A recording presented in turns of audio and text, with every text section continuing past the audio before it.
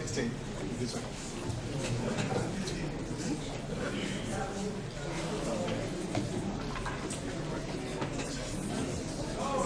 Okay, so we are able to keep everyone in. Okay.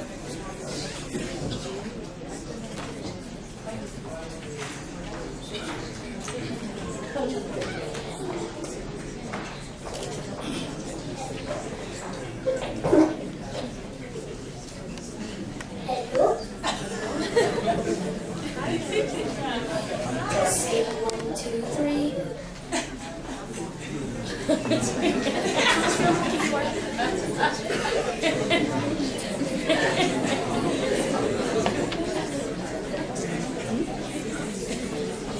Okay.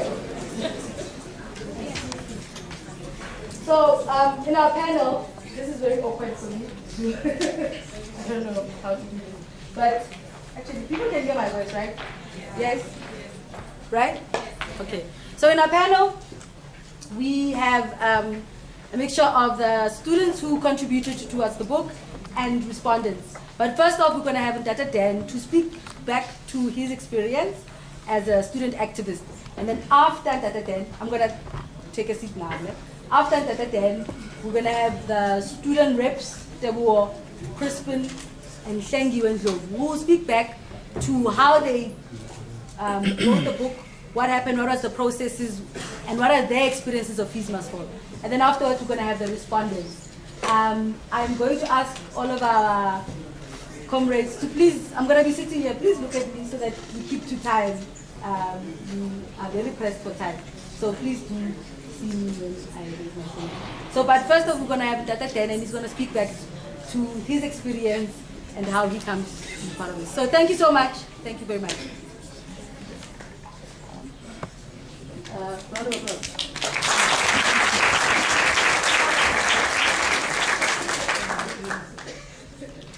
I hope I'm allowed to stand.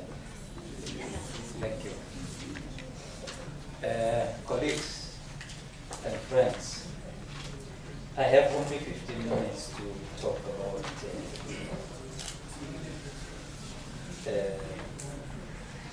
a whole event of 1976 and post-1976.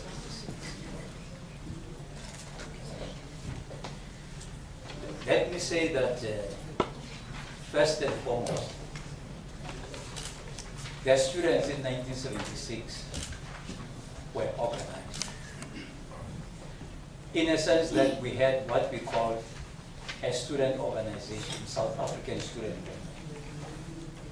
Now, what the South African Student Movement, it derived its courage and it derived its impetus, most in particular, after the fall of the Portuguese regime in Mozambique. So in 1974, when Mozambique fell to Frelimo and Samora Machel took over, that gave young people in South Africa the courage and the hope that freedom is just next door. So what happened was that we organized events during that period, between 1974 and 1976. These activities were geared towards supporting the freedom of the people of Mozambique. Now, what we did was to organize meetings in our school and spoke about the freedom of the people of Mozambique as being genuine. On the contrary, you had the Nationalist Party government saying that the terrorists have taken over the country of the Portuguese, and therefore South Africans must open their hearts and their minds and embrace the Portuguese. They must contribute food, they must contribute tents, they must contribute clothes and everything, because their land has fallen prey to terrorists. Now we had to undo that. The Nationalist Party had the opportunity of doing all this through the various radio stations. So most of the indigenous radio stations were talking about Russia, Bukomunisi, Bankile, the Fasilama Portuguese. Now, we had to go into our own school premises to talk to the students about what was happening exactly in Mozambique. We went to the churches, we went to the youth clubs, we went to a number of forums in order to be able to say, don't support the Portuguese because they took the land of the Mozambicans. And the people of Mozambique are not free. You have to support the people of Mozambique. That was the narrative that the South African student movement was making during that time. Now, when we had meetings, the next meeting that we had, series of meetings that we had in 1975, in November in GOCC in Soweto.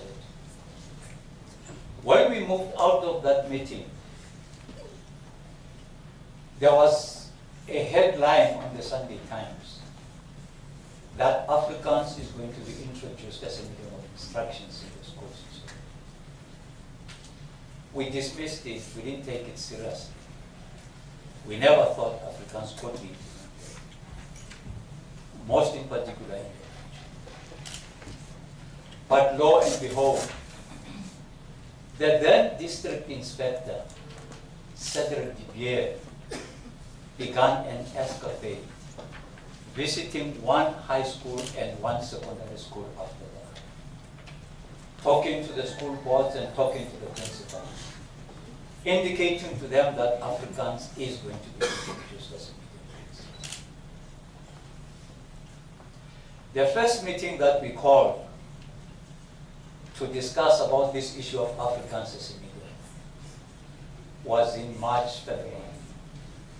This was in Wilhelmsburg. The second meeting was in May. Then there was turmoil because some of the secondary schools had started staying away and were actually challenging this issue of the imposition of Afrikaans as a medium. So we invited them in the May meeting, again in Wilhelmsburg. This is SASM organizing. The last meeting after we've taken a decision in SASM was on the 13th of June, 1976.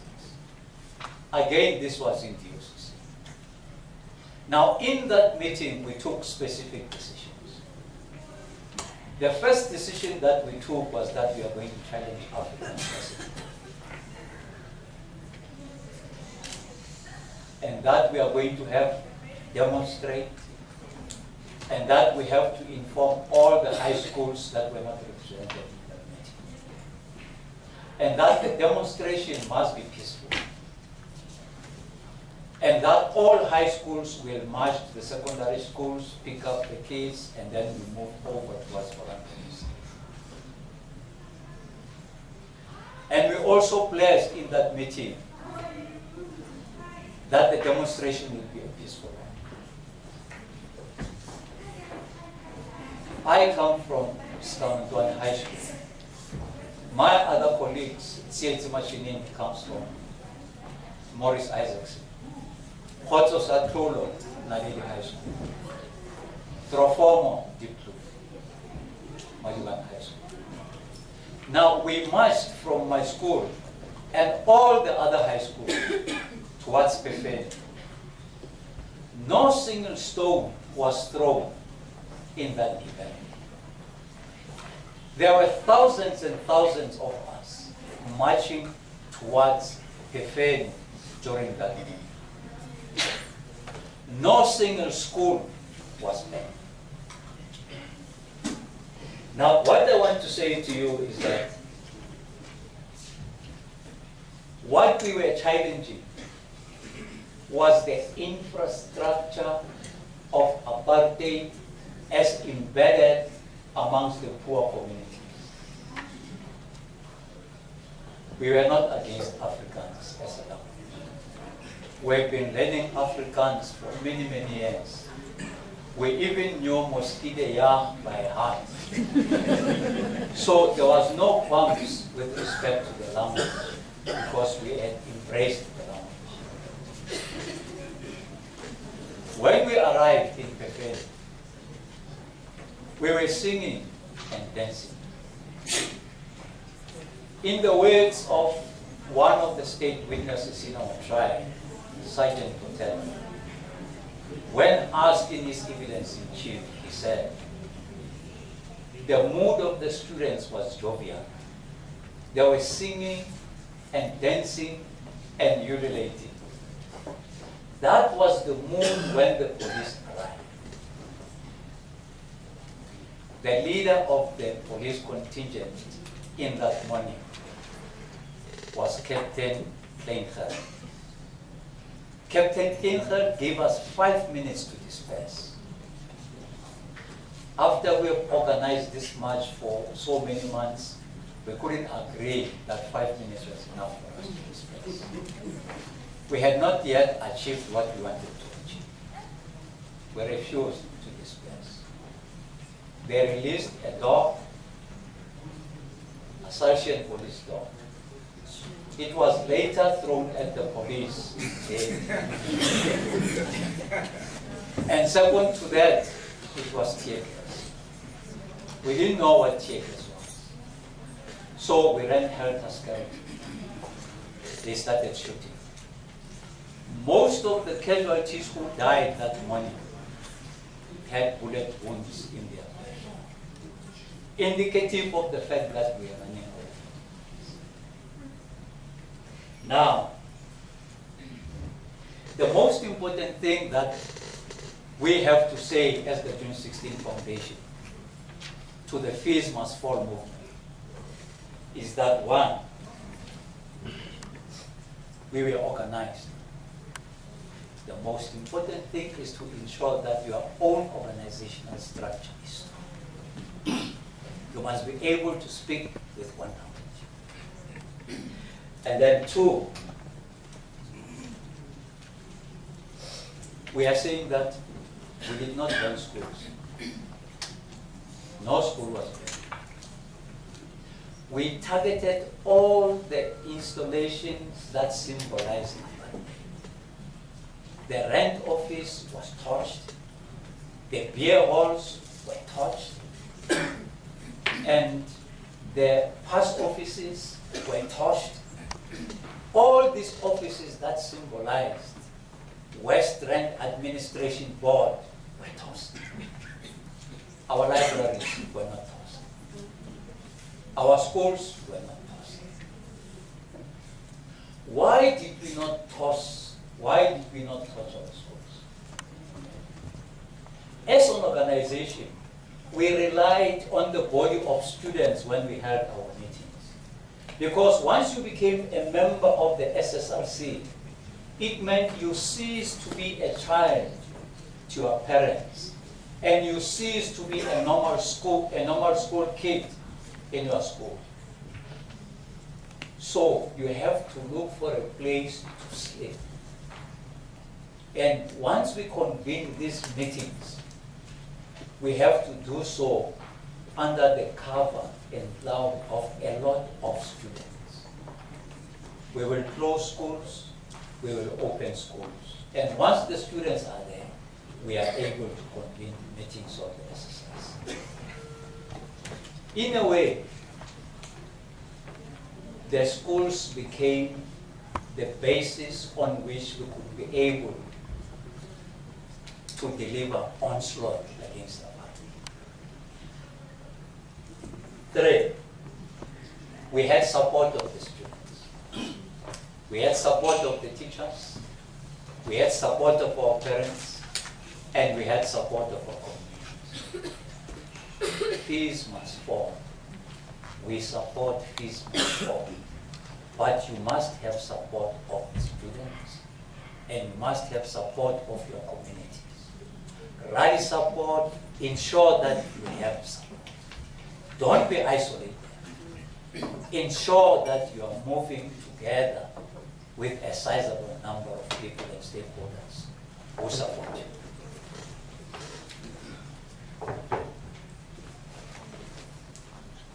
We had to review our actions. Every time we had a demonstration, every time we had a campaign, we had to review.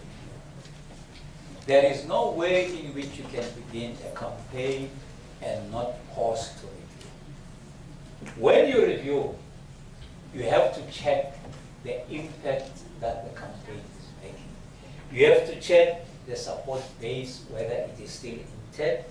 You also have to check casualties. Because with us, a number of the student leaders were getting arrested. And we had to make sure that we go back to the students to elect another leader to be arrested, or another leader. And we had to be innovative. Now we say that we have been able to achieve. We did achieve quite a lot. Afrikaans as a medium, for instance, it was terminated by the same Nationalist Party government on the 16th of July, 1976. Just a month after we have started with our campaign, in July, they rescinded their decision to impose Afrikaans as a medium. But we were no longer there. We wanted apartheid to be abolished. We wanted Bantu education to be abolished. We wanted Nelson Mandela to be replaced. We wanted all banned political parties to be unbanned. And the list went on, and the campaign went on. Now, with respect to the challenges that you face, colleagues and friends, the Fees Must Fall movement is dealing with free tertiary education. We support you. Banners of the June 16 Foundation were flying in one of your campaigns. We support you. But we are saying that given the disparities that still exist in our communities and in our country, the poor should be the ones that benefit first. The rest may follow. But we are more biased towards the poor and the disadvantaged. Decolonization of higher education. The Anglo-Boer War is a history that is sad and is the history of South Africa. The fight over the resources. But later, when agreement was reached between the Boers and the English, you had a situation in which 1910, there is this union of South Africa. Now all of them could come together and vote and establish this union at the expense of these Africans, the blacks in general. Now you had a situation in which once development takes place inside the country,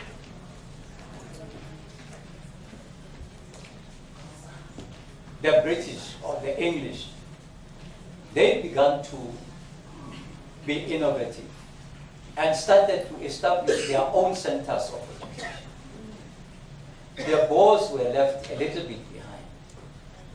Now, when you look at the institutions of learning, higher institutions of learning which were established at that time, you will look at Wits University, which was established in 1896, and UCT, which was established in 1829. Now, the Afrikaners came later to establish their own higher education plans as well. Stellenbosch was established in 1917, and Pretoria University in 1908.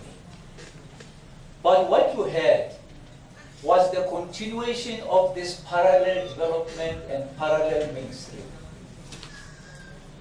You had English universities being very loyal to the king and the queen.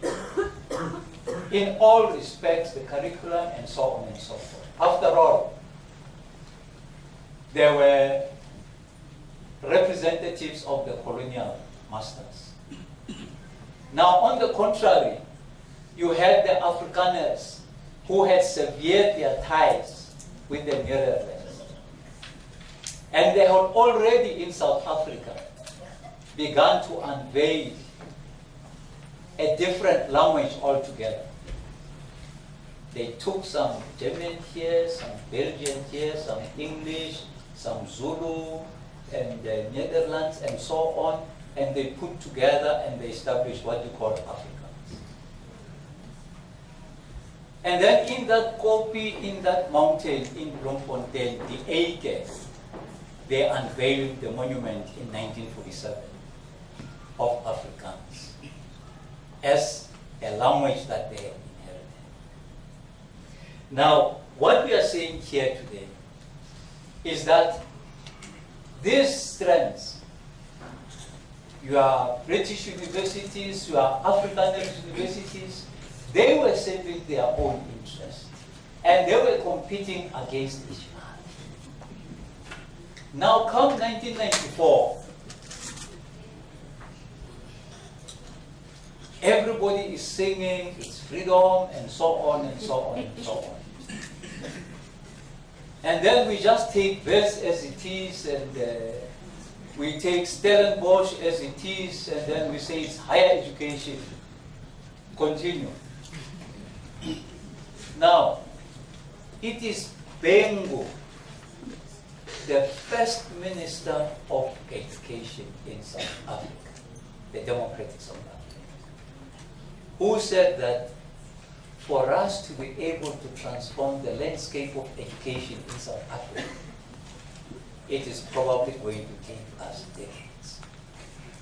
And then he continued to say, the responsibility of education cannot be that of one minister. It is the responsibility of stakeholders and society.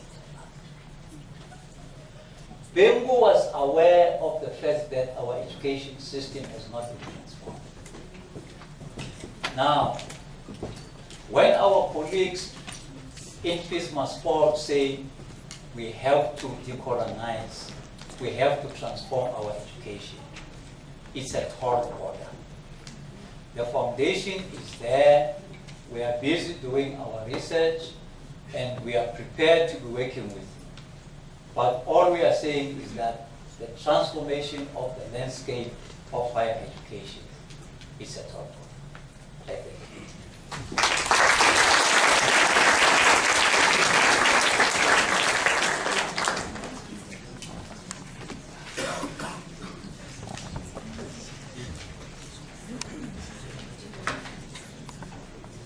Solomon, Maureen. Okay, my name is Peggy Way, and I'm one of the contributors to the book. And today I'm going to be speaking about the processes of how the book came about. So some of you may be wondering why we decided to put a title, Writing and Rioting. And in order to respond to that, rioting in itself, it was a way of responding to the popular discourse for those, some of those who did not understand the struggle, but some of those who understood the struggle but chose to ignore what was happening and labeled the students as people who are rioting. And they called us all names during the Christmas Fall protests. So we kind of appropriated that identity that was being given to us, but at the same time, and then we said we're rioting and writing to say we're not just hooligans running around on the streets, but we can at the same time write and document our history. And part of this project, it was a reflection to ourselves, what we mean when we're talking decolonization. What exactly will a decolonized South Africa or a decolonized university or a decolonized academy look like? and then we decided to document our stories. We were tired of being written about. We've seen how the media, mainstream media, represented us on our TVs, where our mothers would watch and get all the wrong information. I remember one day reading the newspaper the following morning, and then I saw a photo of myself that was taken under the West Campus Bridge, and then the article was titled, "Violence breaks out and students are running," and yet by that time there was no violence that was happening. It was just us students walking and running, going to do our business that we're doing. So it is kind of those things that encourage us to write about ourselves, to document our own histories. So whoever gets to read an opportunity to read the book, we write about our own personal experiences. We are not claiming to represent Business Fall as a movement, but we're writing from subjective positions in terms of where we were standing, what we were doing during Business Fall. So that's what we are doing. So in terms of how the book came about, most of you will know that during Business Fall we had an initiative that was called Chant and Pass, where we said we're not only protesting, we protest during that day, but we still remember that we are students. At the end of the day, the academic project has to continue. So what we did, we gathered at Solomon Malhangu House and have tutorials there. So what happened there, we had a group that was called the Wits Protest Sociology. So in that group, during those evening tutorials and evening study time, we'd sit and unpack the events of the day. So that group was initially proposed by Professor David Dickinson, and we had other staff members like Dr. Ben Scully and some of the people who came, like the current Chris Penn. By that time he was a student, so it was a group of students coming together, and we talk about anything, we talk about events. I remember one day we sat and then we spoke about what happened at the union buildings, and then we unpacked the happenings of that day and what does it mean. So it was kind of a reflexivity space where we every day reflect about the happenings. So at the end of not at the end, but where Business Fall decided to take a break in 2015, so we thought about all the hard work that we've done, and then we said, so what can we do about it? And then we left that space having in mind that maybe we need to document our experiences, we need to write something from what we've discussed and from what we've learned. So the conversation started, and then we were later approached by SWAP, of which for some reason we felt like SWAP wanted to remain relevant in a struggle that they did not participate in the report. We did acknowledge that some of the staff members of SWAP were on the ground, but we did not know why they wanted to fund our project all of a sudden. What is the interest? Is it the other, is it the other means of trying to capture our Black experiences and all that? So we had those moments, and then we had this conversation where it was a very protracted negotiation because we did not understand what they were doing. So in terms of who got to write, so most of the members who wrote were members of the Wits Protest Sociology group, but because there was a discussion about that, and by that time Business Fall as a movement was speaking to the ideology of the movement in terms of what does Business Fall represent, and we felt that it represents Black pain and all the struggles associated with Blackness. So we decided Black students are going to write. So we kind of sent invitations through WhatsApp groups. We also announced at one of the mass meetings, Business Fall mass meetings. Of course, the numbers were diminished because everyone was going back to class, so there were not many people. But at some point we did have a discussion where also the problematic SWAP was present because we wanted to find out why they really wanted to run. So what we did there, students asked that SWAP sponsor them to go to Cape Town because it was during Sheffield, those who were following Rhodes Must Fall and the struggles across the country. So we wanted to go there, but SWAP said we want to remain impartial in all this. We don't want to support whatever one group activities or whatsoever. So in those conversations, some of the people who were invited, they fell out and all that. So we really had big numbers. We also sent an email to the SRC asking them if they can recommend people to write. So they initially sent 2 members of the SRC by then, 2015, 2016. They attended a few meetings and then they also fell out like most people did. So it was a very difficult process because some of the people, they just wanted to write. Some of us wanted to reflect. So it took time. It took very long meetings, about 6-hour meetings where we would sit, fight about everything and eventually come out with nothing. And then people fell out. We did recognize the participation and the solidarity that came from our mothers and fathers who were outsourced workers by then, and some of them are still outsourced workers of the university.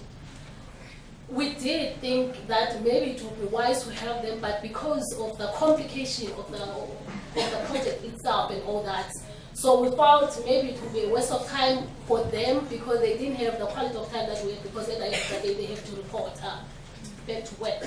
So that's how we did not come to equip everyone in terms of representation. But also, why a Wits must fall book? We didn't want to repeat history, to write about other people's experience. We wanted to write about our own experiences. The difficulties of coordinating the Wits students alone, that's Moringa and a group of 19 writers, it was a nightmare. We fought amongst ourselves. We fought patriarchy. We fought all different forms of domination, even amongst ourselves, writing. So it's to say, we can even write another book about the processes of writing because it was never an easy journey. But at the end of the day, we managed to document our experiences after very long conversations. At some point, we called Ford Foundation and FBS, and we sat them down. We asked them, why do you want to give white money to white people? So SWAP is a white organization, and you want to give the money. Why don't you recognize us as people with agents and give us money to write? But we had those conversations, and then we had agreements. We fought on the way and everything, but eventually we moved it. We came up with a book of 19 authors. We're grateful to all the support that we've got and to everyone who's here today to listen.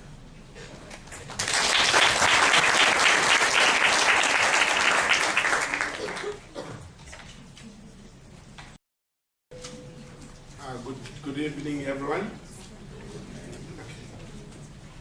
Good evening, everyone. My name is Chris Ben Chinguno.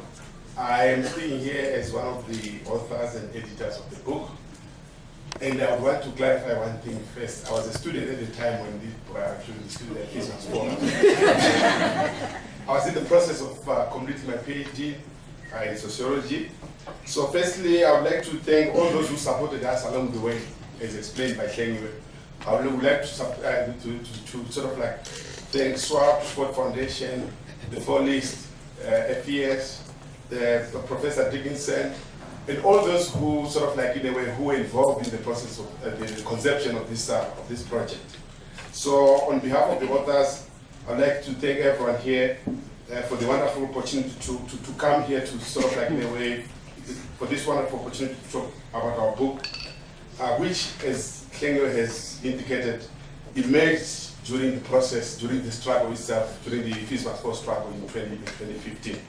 The struggle to attain a free and decolonized education. So I would like to start off by saying this book is very important in a number of ways, but one of the most important things, sort of like in a way, why this book is important, it sort of like draws on ethnographic experiences of the people who were at the center of the struggle. Because mostly, I think we realize that there's often a division of labor between those who write and those who protest. Already there's been quite a number of books about the Fees Must Fall, but not very few of them are sort of like coming in directly from the people who were involved. What is unique about this book is most of the authors, then out of the 19 authors, most of them were actively involved in the Fees Must Fall sort of a movement. They were at the thick of things, at the center of the struggle. So I think, sort of like in a way, usually the views of activists are not usually conveyed in mainstream academia. Especially sort of like in a way, I think you're all aware, you all agree that academia is sort of like in a way, is a space that is defined by whiteness and masculinity.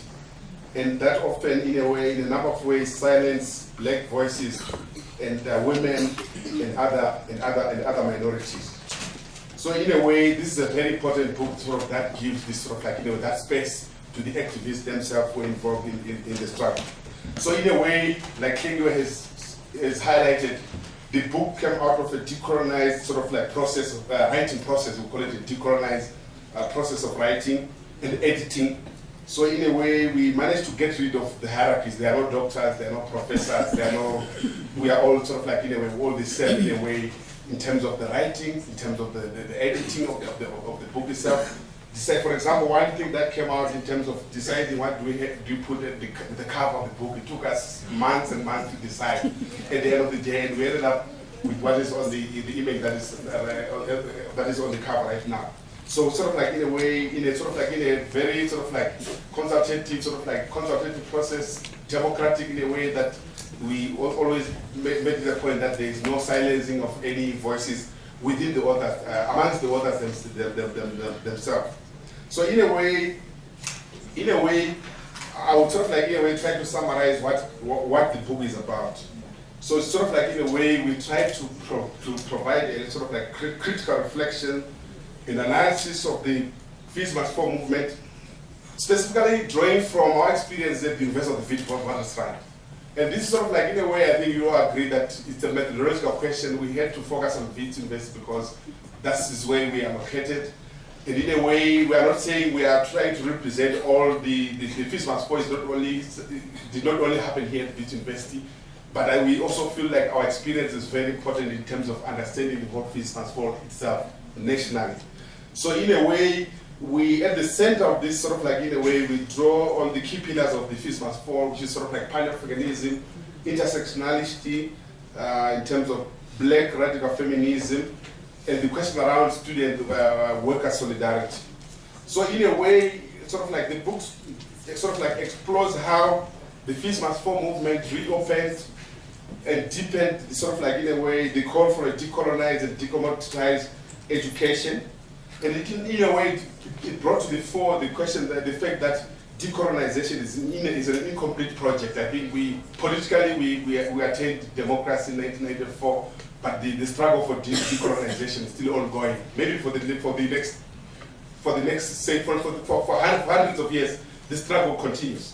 So in a way, we the book shows how the Fees Must Fall movement brings back the tradition of critical student movement. Was all thought maybe after 1994 that was the end in terms of empires, that critical student movement.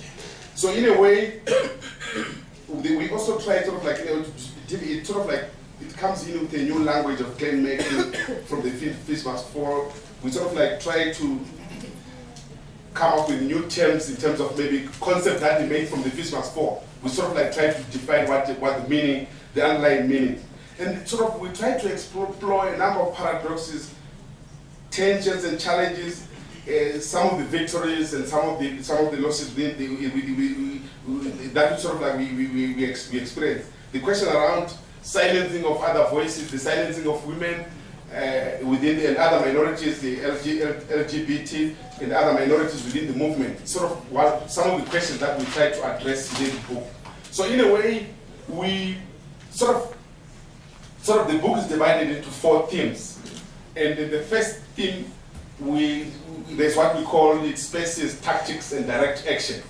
So in a way, we try to engage the questions around the struggle for recognition, the university as a space as a contested space, the question around violence and the meaning, the underlying meanings. And then we also try to draw the similarities in terms of the experiences between the Fees Must Fall and the 1976 movement. And in a way, we question the idea about the university itself. What is an ideal African university? Then the second theme addresses the question around gender, power, and identities.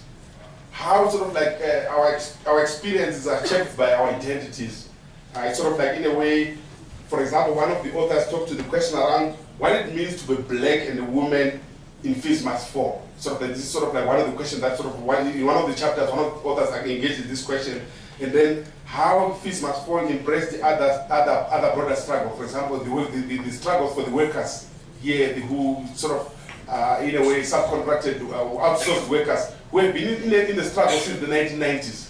We sort of try to engage, sort of like how, sort of like Fees Must Fall engaged, sort of like this other broader struggle.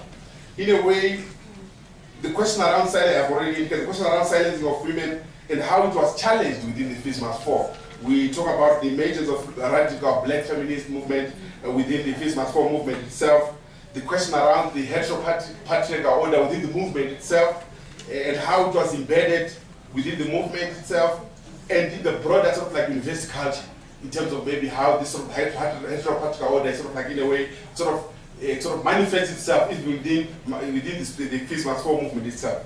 Then the third theme, we talk to the question around student and worker solidarity.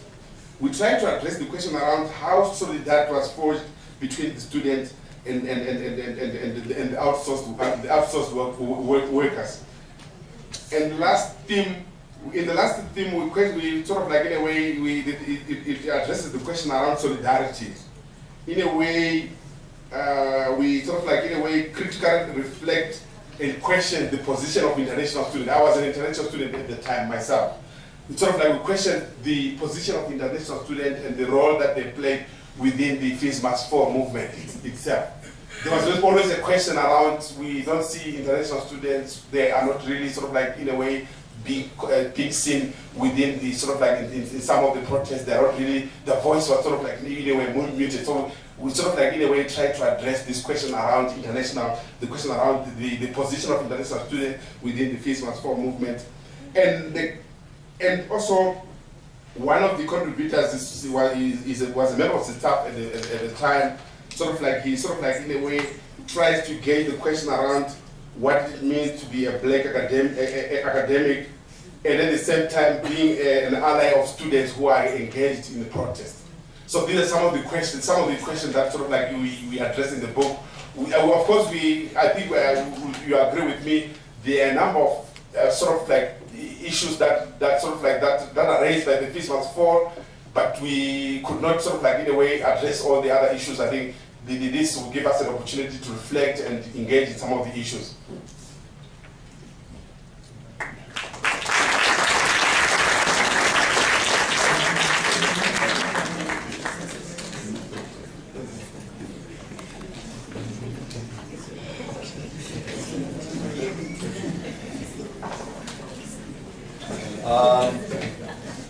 Sanbonani Dumelang, Absheni, hello. Why do I feel nervous?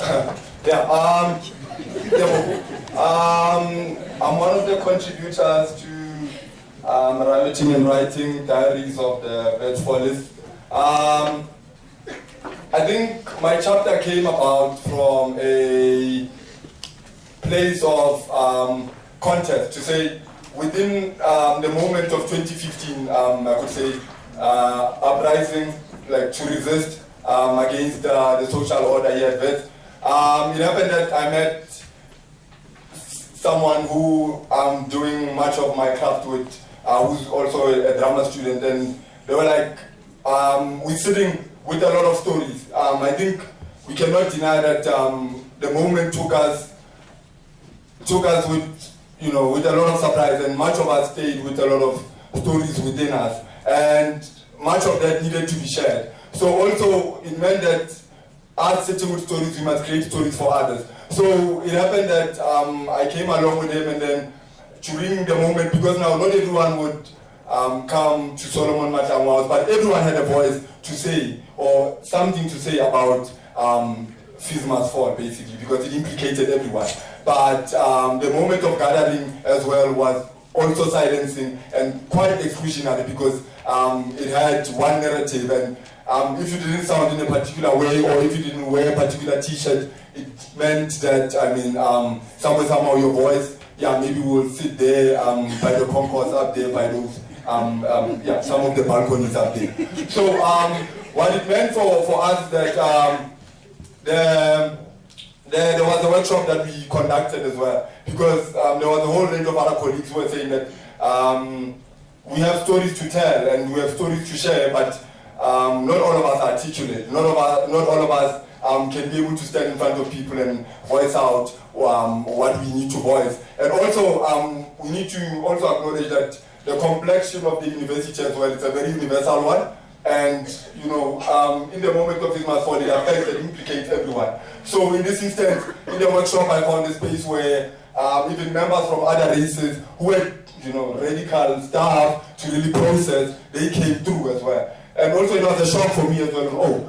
So how do I deal with this moment of intersecting intersecting of identities and stories as well? So it came about that through the workshop, the drama workshop that we did, I managed to see the embodiment of social drama in that through the students coming in and doing a series of role plays, drama exercises, we're able to understand the culture of protest and the nature and I would say as well as the landscape of protest, but in a different way rather than in a narrated one. So it afforded me a space of realizing that living with other people's stories and allowing yourself to also get in other people's shoes and also, but more importantly, to share stories in different ways. So it happened that we just got space around the School of Arts as well, and we did a series of workshops.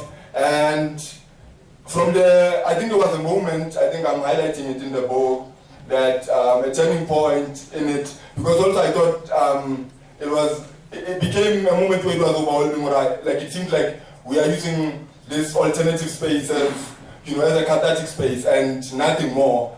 But there was a turning point which, towards the end, I think the last workshop that we had, was that the counter-narrative to the dominant narrative was able to come in this instance. Because in essence, there were a lot of students who would sit at home and listen and watch the media tell a story.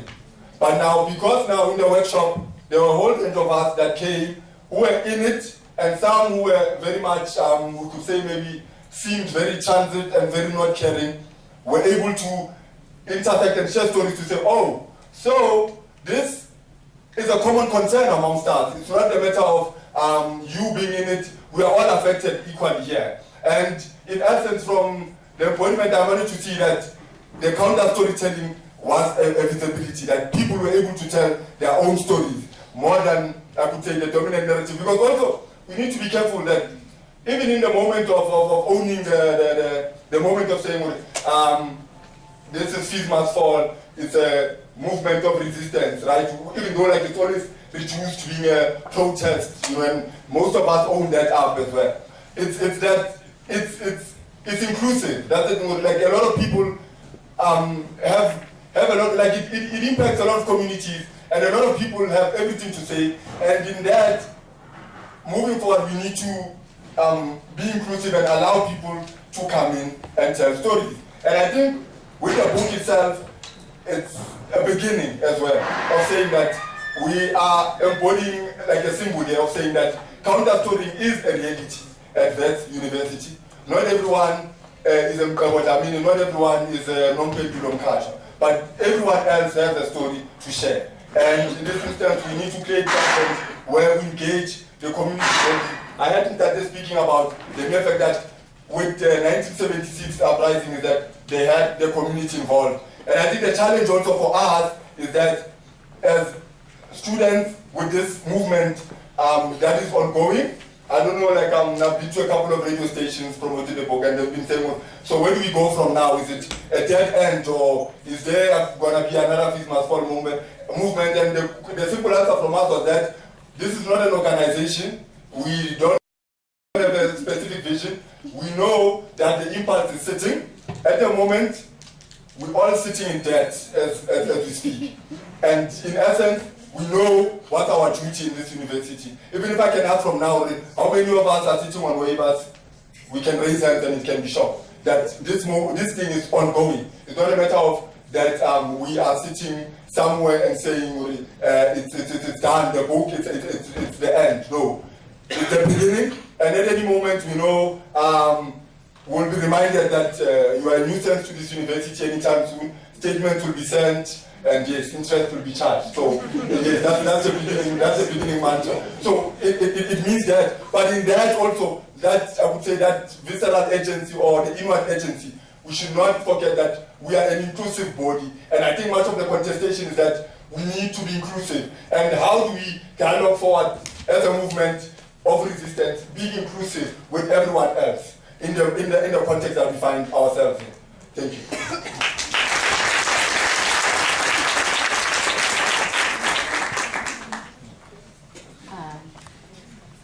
Okay, thank you so much. So we're going to move to the second half of our respondents. Can I ask our students, thank you, they will move on to the other side. Dr. Kushani, Lini, Fatima can move on to the chairs and be able to access the mic. Okay.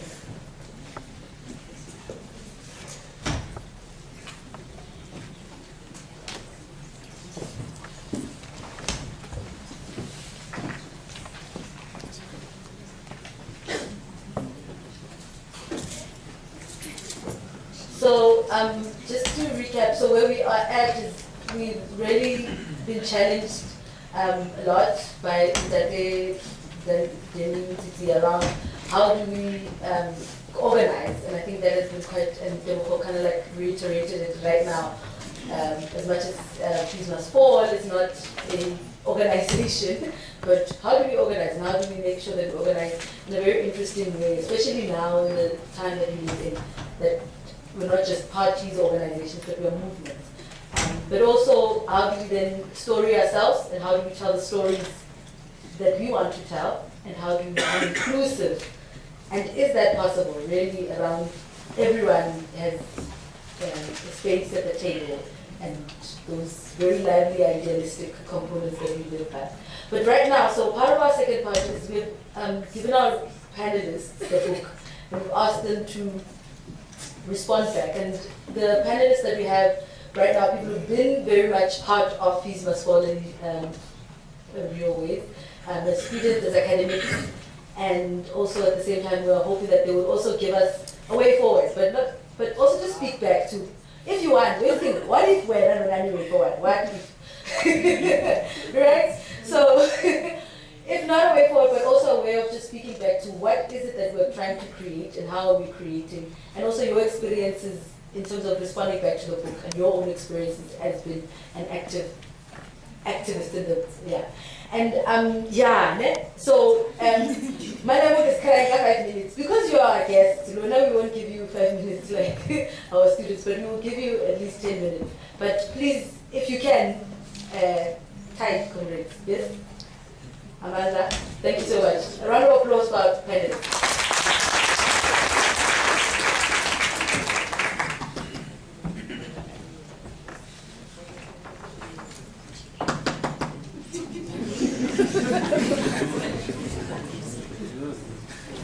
Oh, do you need to? Okay. Okay, let me give you a lineup. So we'll start with Professor Lama, and then we'll come with Dr. Prashani Nagi, and then will be Fatima, and then Malek.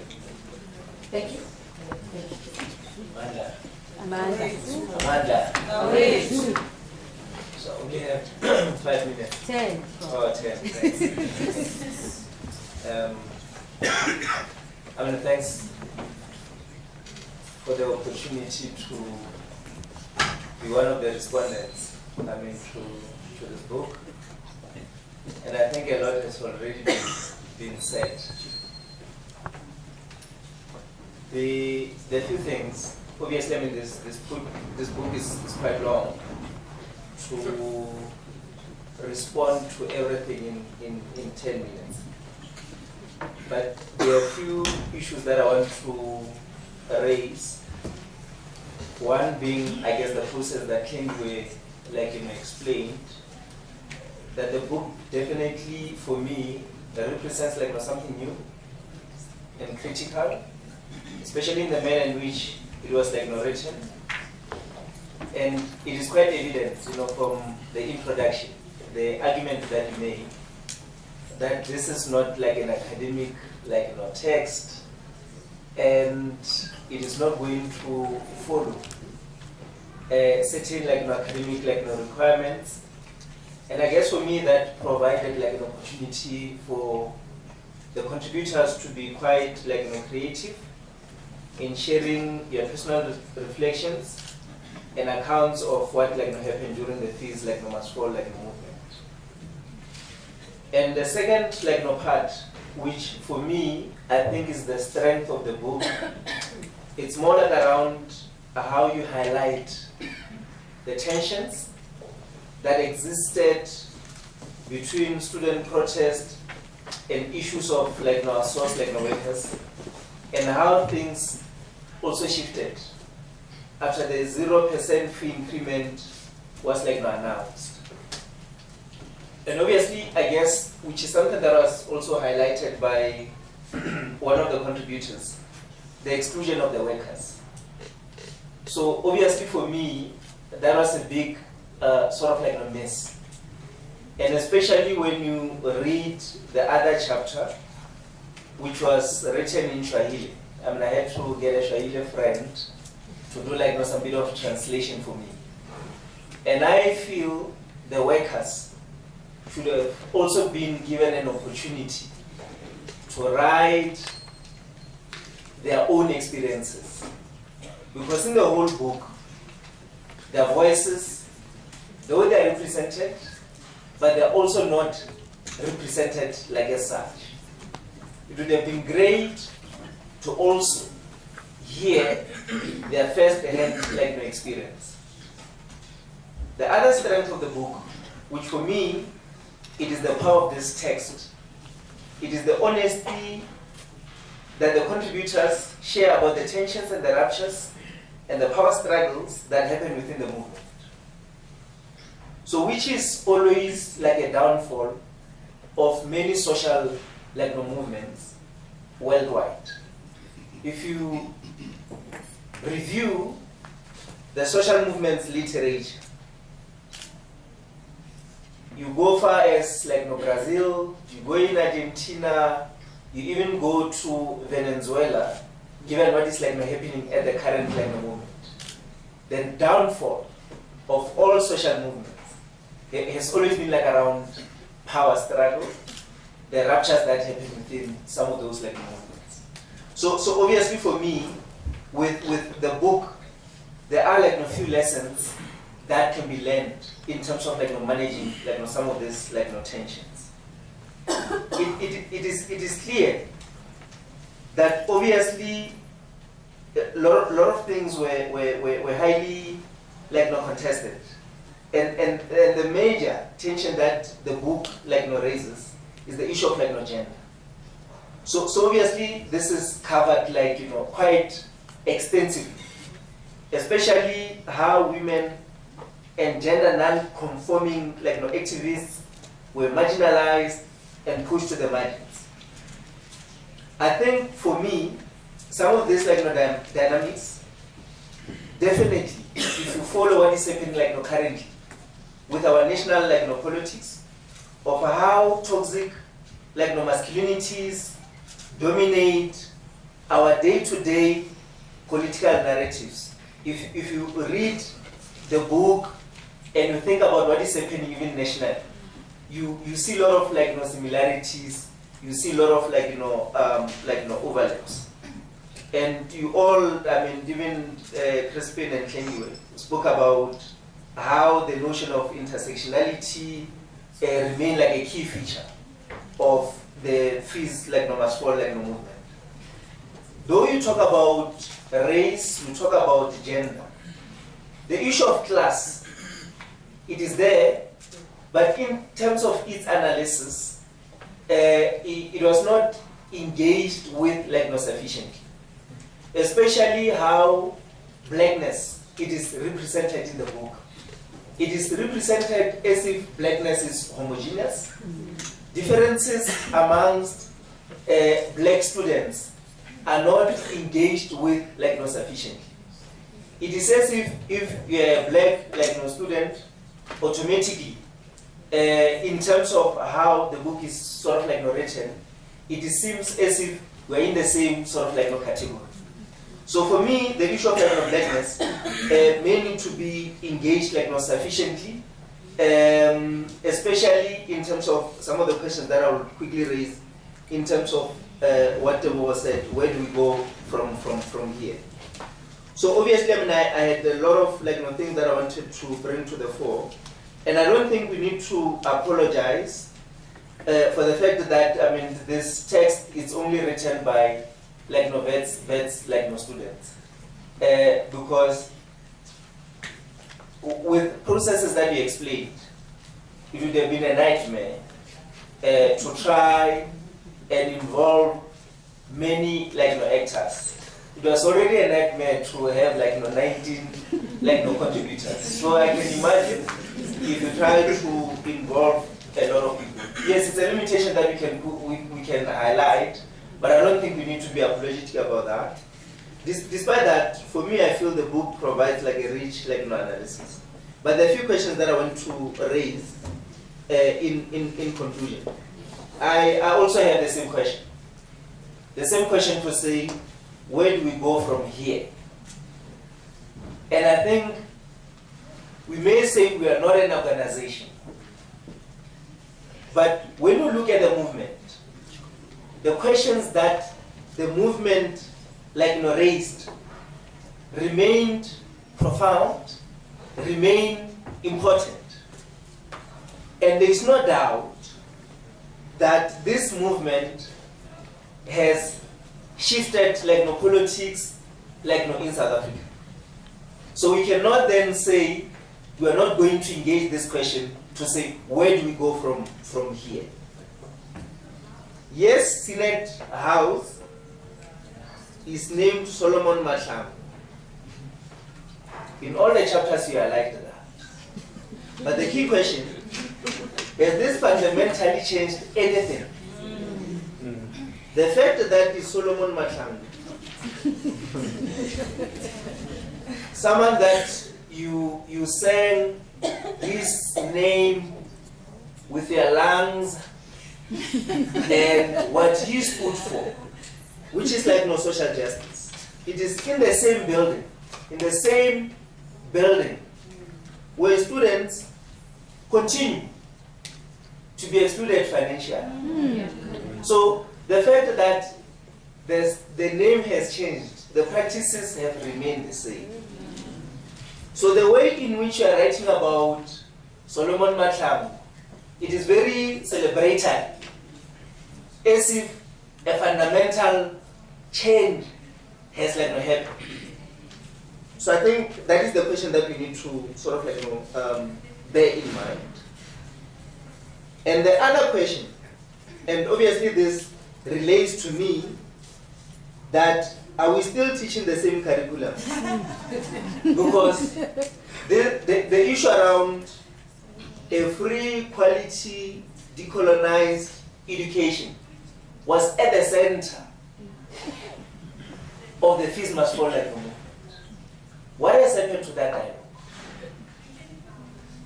Let's do a comparison of what was taught before the Fees Must Fall movement and what is being taught after the Fees Must Fall movement.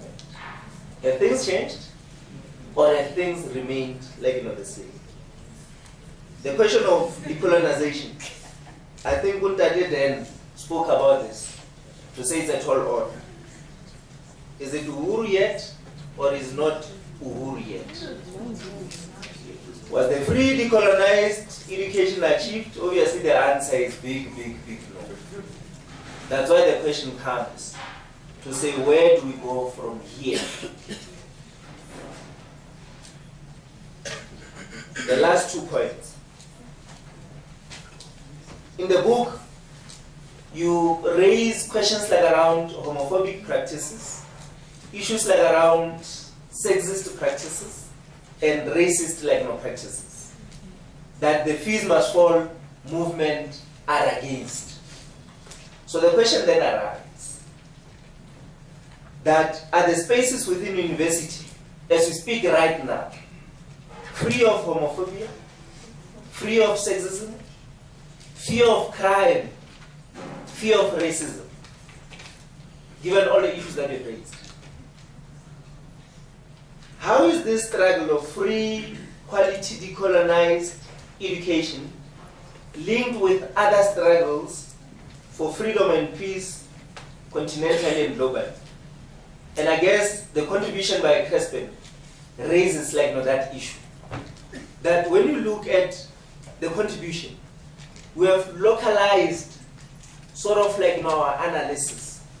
And our analysis does not go beyond the borders of South Africa. Does not say anything about what is happening continentally. Does not say anything about what is happening globally. And I feel a lot, if you look at the Arab Spring, there are a few lessons that we could have drawn on. When you look at what is happening currently in Venezuela, there are a few lessons that could also have drawn on. So for me, in conclusion, that the journey ahead of us is still long, and we need to use this book to think and reflect about the way forward. Thank you.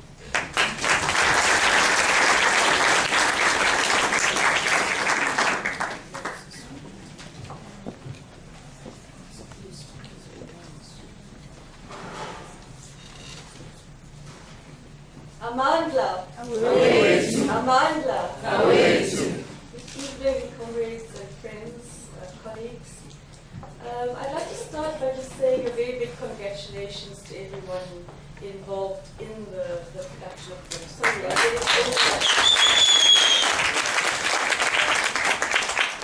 think it's not an easy task to get a book out, and for first-time writers and editors, it's a really good job done.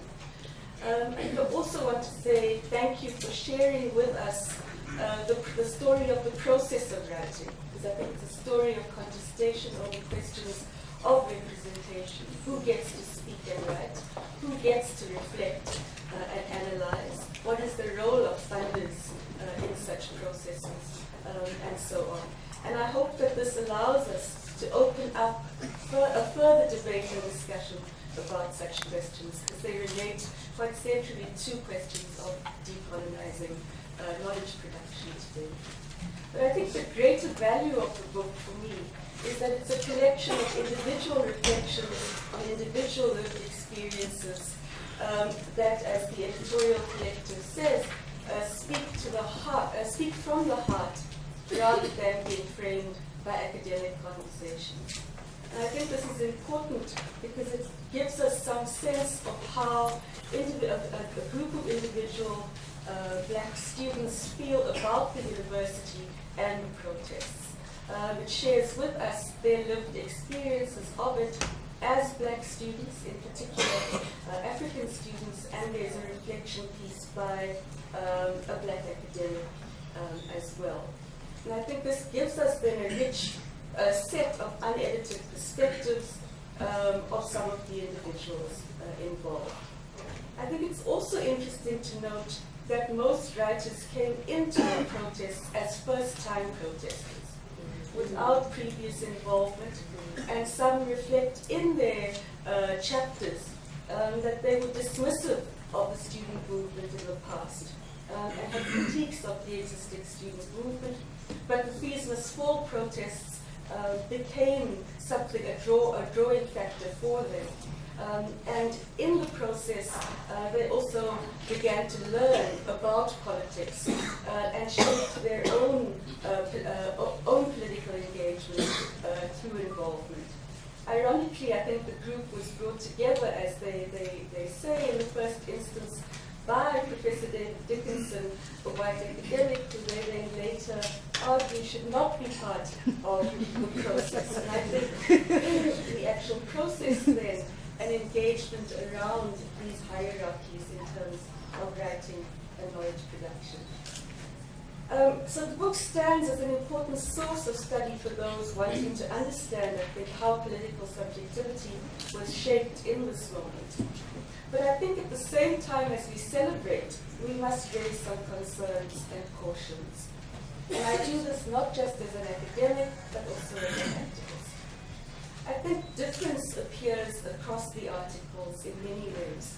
Differences about political traditions and orientations, differences about gender, about race, the interpretations of writings of Biko and so on, class, leadership, ideology. But I think the difficulty lies in allowing the different positions to be debated or to be brought into conversation with each other.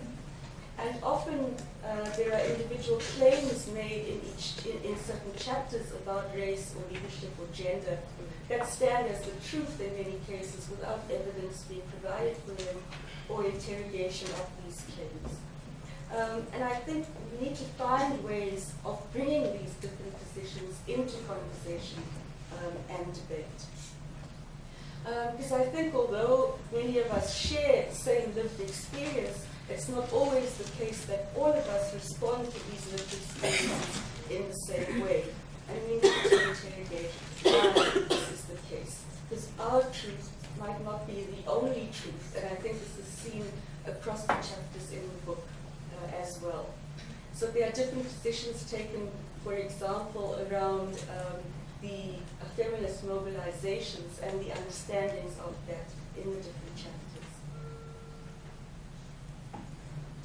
But I think this needs to be done not in a defensive way, but in a productive way. And I think this has been the challenge of the movement from its very start. And that we've been really defensive in how we present our individual positions, and we haven't allowed our differences to be productive of something new, something different. I think in saying this, it's also important to situate how we do this and our present, our analysis of the present in history, not just 1976. And I disagree with Crispin's analysis that the student movement ended in 1994, or rather the critical student movement ended in 1994.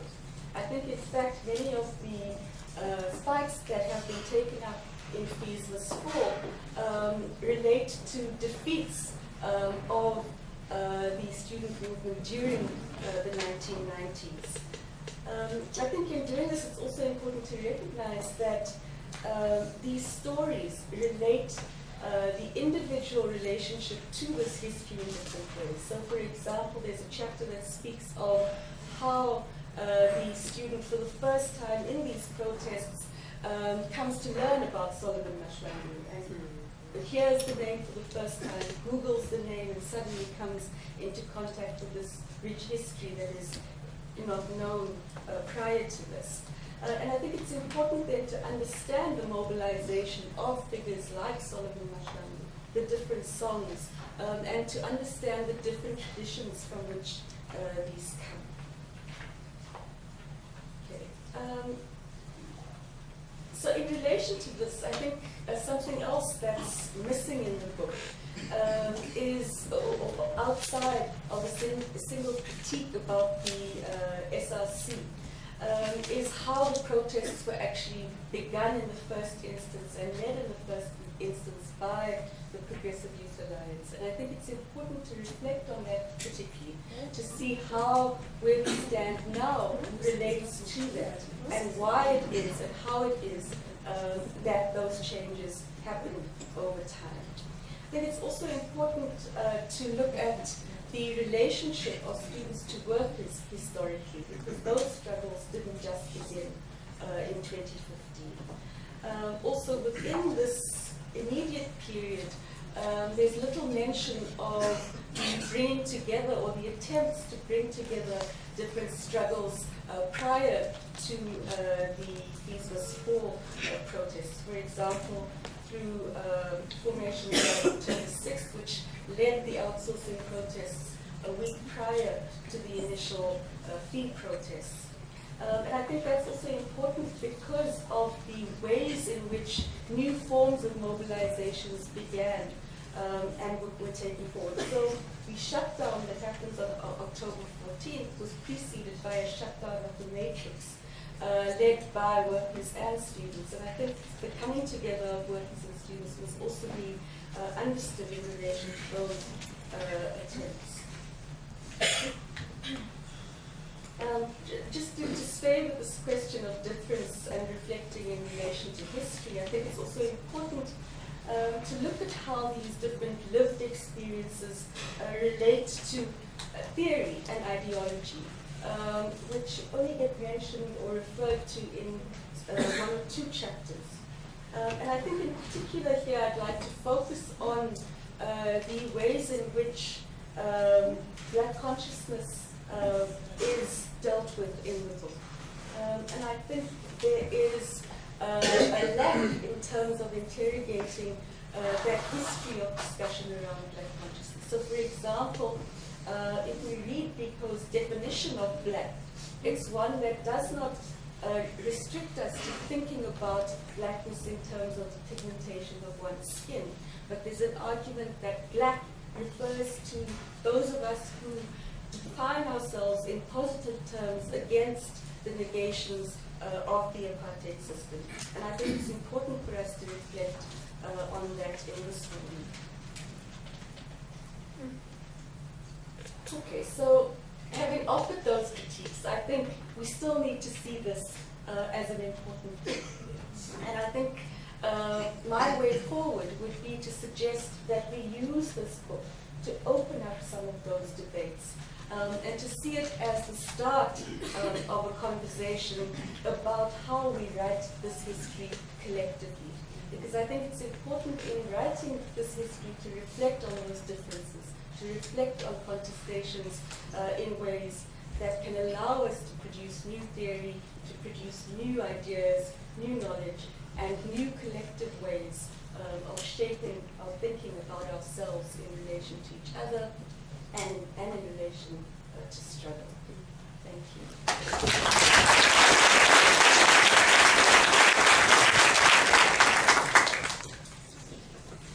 Leadership, isn't it? Yeah, Johnny. Before I get started, I think let's just pump up the body. You know, just a song for the road before. So I will ask comrades. I've always said that, you know, in an ideal world, I have the potential to be a pop star, but I can't sing.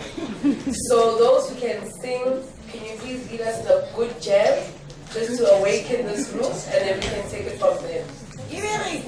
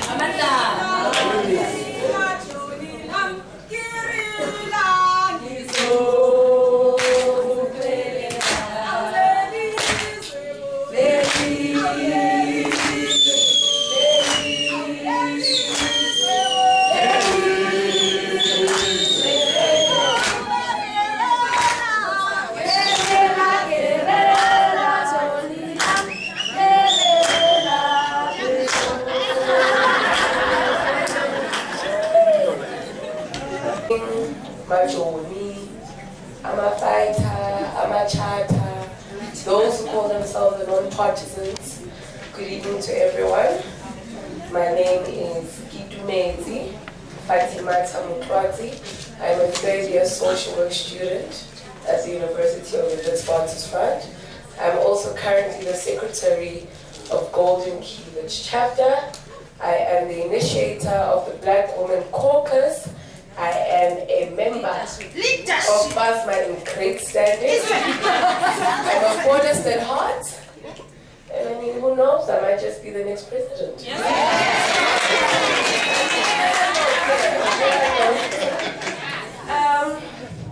I must be honest, I'm quite uncomfortable where I'm seated right now, precisely because I think it is one of the most difficult things to speak on someone else's lived experience.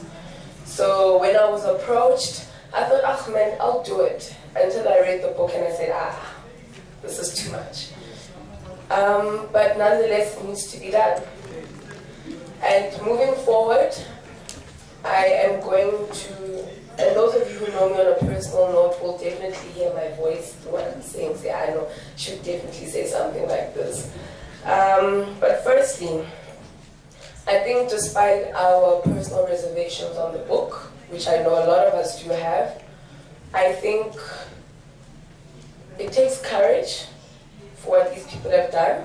It really does, to put your story out there for public scrutiny, particularly in the context of Fees Must Fall, a space, a movement of formation that everyone is entitled to. So everybody thinks that they can give a better version of the story, essentially. But nonetheless, it's your story. So I would just like to applaud the participants of this book, saying kudos, well done, keep it up. And those of you who are slightly bitter about it, this should encourage you to actually write too. So when we say archiving, comrades, we don't just speak of archiving on Twitter or Facebook, but we are speaking of us producing intellectual property. Because 10 years from now, there's going to be a generation that is going to quote these books. Now moving right along. I think before I even start off with my response, my direct response to the book, I think it's very important for us to understand the student population, particularly the South African student population, and the significant role they play in society. So historically, we can tell, or we can see, we've heard, we've read, that the student movement has been very instrumental in catalyzing serious liberation movements across the continent. And it's no different now. 23 years later, I look at the current student movement, and comrades, I'm concerned. I'm concerned because history has told us that the students are the most politically privileged, because while they are screaming, decolonize the university, fees must fall, free education, they are able to tap into structural crisis. They're able to hit society. They're able to bring society into an interrogation room. That is the power of the student. But I sit and I look at where we're at right now, and I've realized that the South African student population has become rather ambiguous. We're so ambiguous, we're not even sure why we're here. Go to the picket lines, listen to the conversation that we have there. You realize that we're not all in it for the same reason. And that has made it extremely difficult for us to organize ourselves. But I mean, not all is lost. I think that there is hope for us. I really do think there's hope for us, there's hope for the student movement, but it's going to take a lot of radical work. And when we speak radical, we don't only mean burning. Don't even think burning is radical, by the way, but I mean, that's up for debate. But I mean taking something at the root. I read through the book. Unfortunately, my dear friend Musisiwe Siabe, your chapter, I skipped it, girl. I skipped it not because I didn't want to, but because at that time, I really didn't have anyone to translate it for me. But definitely it's a conversation you and I will have and will continue to have around the movement. nonetheless, I read the book, and as I've said earlier on, I'm really impressed that people have taken the initiative of documenting, of starting a process of archiving. You know, what some people might call the biggest student movement post-apartheid. So, yet again, kudos. But at the same time, there's a problem I pick up. And bear in mind, I'm speaking on an individual capacity. The views I express are not the views of the collective, nor the university, but just solely mine. So when I thought of the book, and I heard the book was coming out, the first thing that came to mind, and I looked at the kind of people who were writing in the book, the first thing that came to mind was, yes, grassroots level analysis, finally. I'm so tired of watching white liberal media co-opt our narrative and tell us how we're protesting and tell us what we want. I'm so tired of that. And finally, we've got a collective that are, you know what, they're going beyond and above what's been given to them already. But I find even in the writing, and please bear in mind, this is not a direct attack, but it's just an opinion and observation. I find that there's a reluctancy for us to challenge the current white liberal narrative of Fees Must Fall, and that scares me. Comrades, Fees Must Fall was not only about political grandstanding.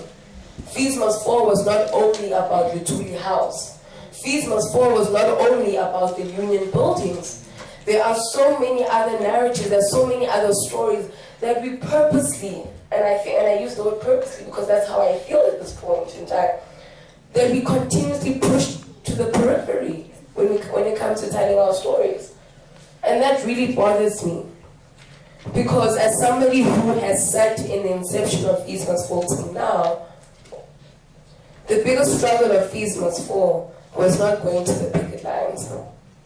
The biggest struggle was when the cameras were not there and we sat as a few and we had to keep that movement moving. Now that is where the story lies.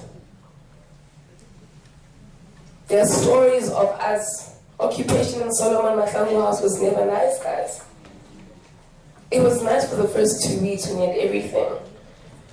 And when the realities of the world hit us, and we had to eat baked beans with dry bread from the dining hall, we didn't have a tin opener to open that.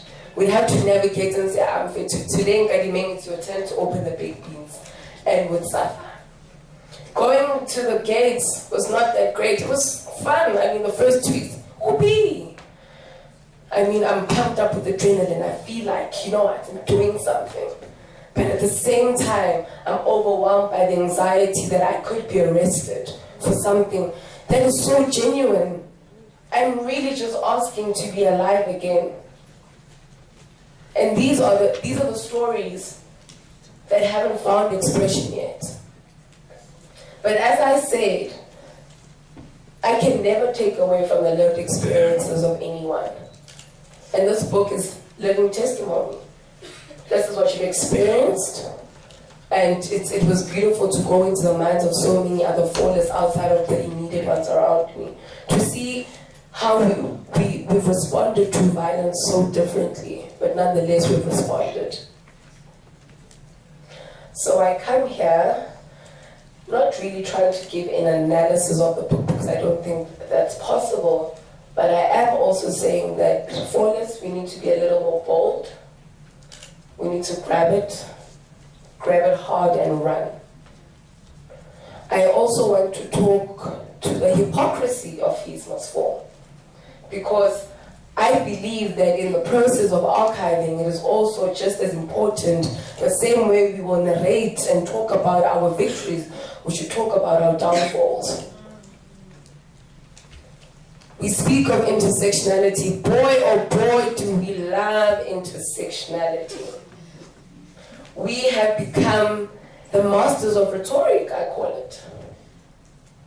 Fees Must Fall has become the center stage for us to launch the new generation of political elites. That's what Fees Must Fall has turned into. Fees Must Fall sounds great theoretically, But no one speaks of the moment when we are at the picket line as black women and I feel comfortable in leggings and my fellow male comrade is catcalling me. No one speaks about how today we've had to visit 2 of our closest comrades in mental institutions. Nobody speaks about how Fallists have graduated, if they're lucky to, by the way, but most of them haven't. We haven't spoken about that. And as for the topic of intersectionality, I don't think the 2 minutes I have remaining will do me justice. But nonetheless, I do say that if we are to start archiving and documenting, let us be truthful, let us be honest to ourselves. This is a part of reflecting. Reflection is very important. If you had to ask me, would I do it all over again? In a heartbeat, because it meant something to me. It meant something to be a part of something far greater than me. I would do it all over again. But what I would do differently, I would definitely create spaces of healing. Then maybe I wouldn't have to look at dead faces every day. Then maybe I would not have to see comrades empty. They've lost their glow. Feast must fall took so much than it gave. And that's the reality that no one wants to deal with. Stop romanticizing struggle, comrades. If this is really war, it's going to be uncomfortable.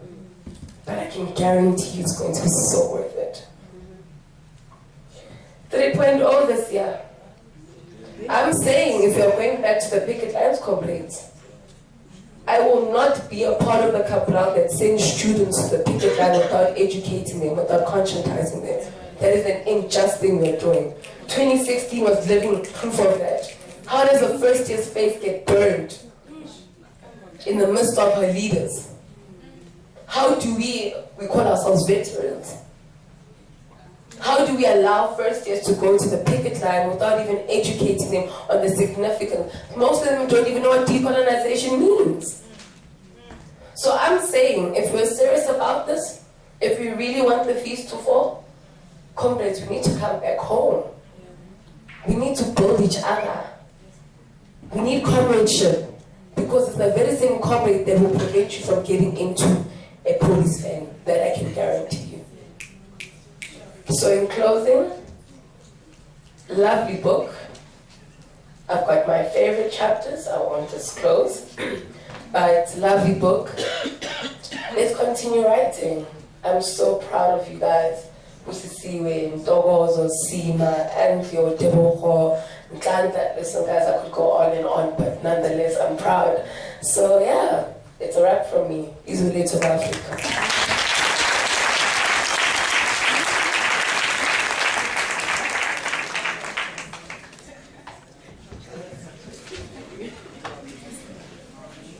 Amanda. Long live the spirit of Miriam Tati, long live. Long live. Long live the spirit of Phyllis Ntantala, long live. Long live. Long live the spirit of the women who are erased from history, long live. Long live. Long live the spirit of the women of 1976 who we never talk about, long live. Long live. Long live to the spirit of the women of the feast must fall, long live. Long live.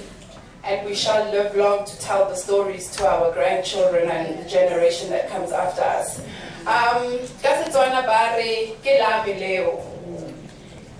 Everything that has been said here, I knew that being the last person here, everybody would have covered my sentiments, especially Professor Langa. You can see that I'm one of his students, because a lot of his sentiments, he covered me.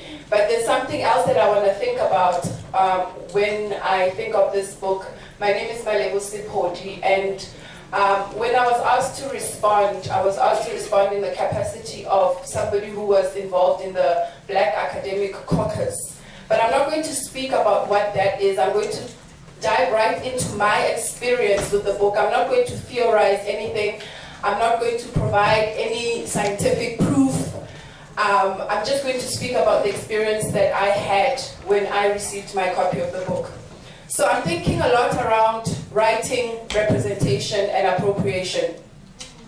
When I first heard of this project, I actually walked in on it. A couple of Fallists were meeting in some quiet, dark underground room. And as I walked in looking for one of my friends, I got stared by suspicious eyes. And it became very quiet. And I stood there awkward, smiling. And the eyes were telling me, get out of the room. And I got out of the room because it was too heavy. I have never heard of any process that went into place to put this book together.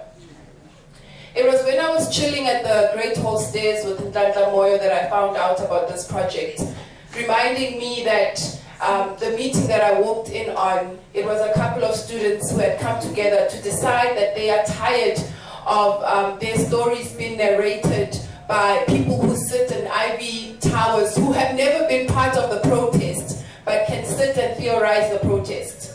Because for a very long time, a black person was a subject of anthropological study, which had no agency.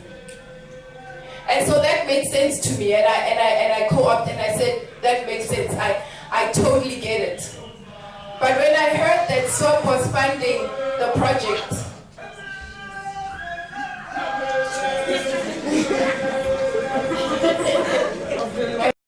we're going to sing, but I go on.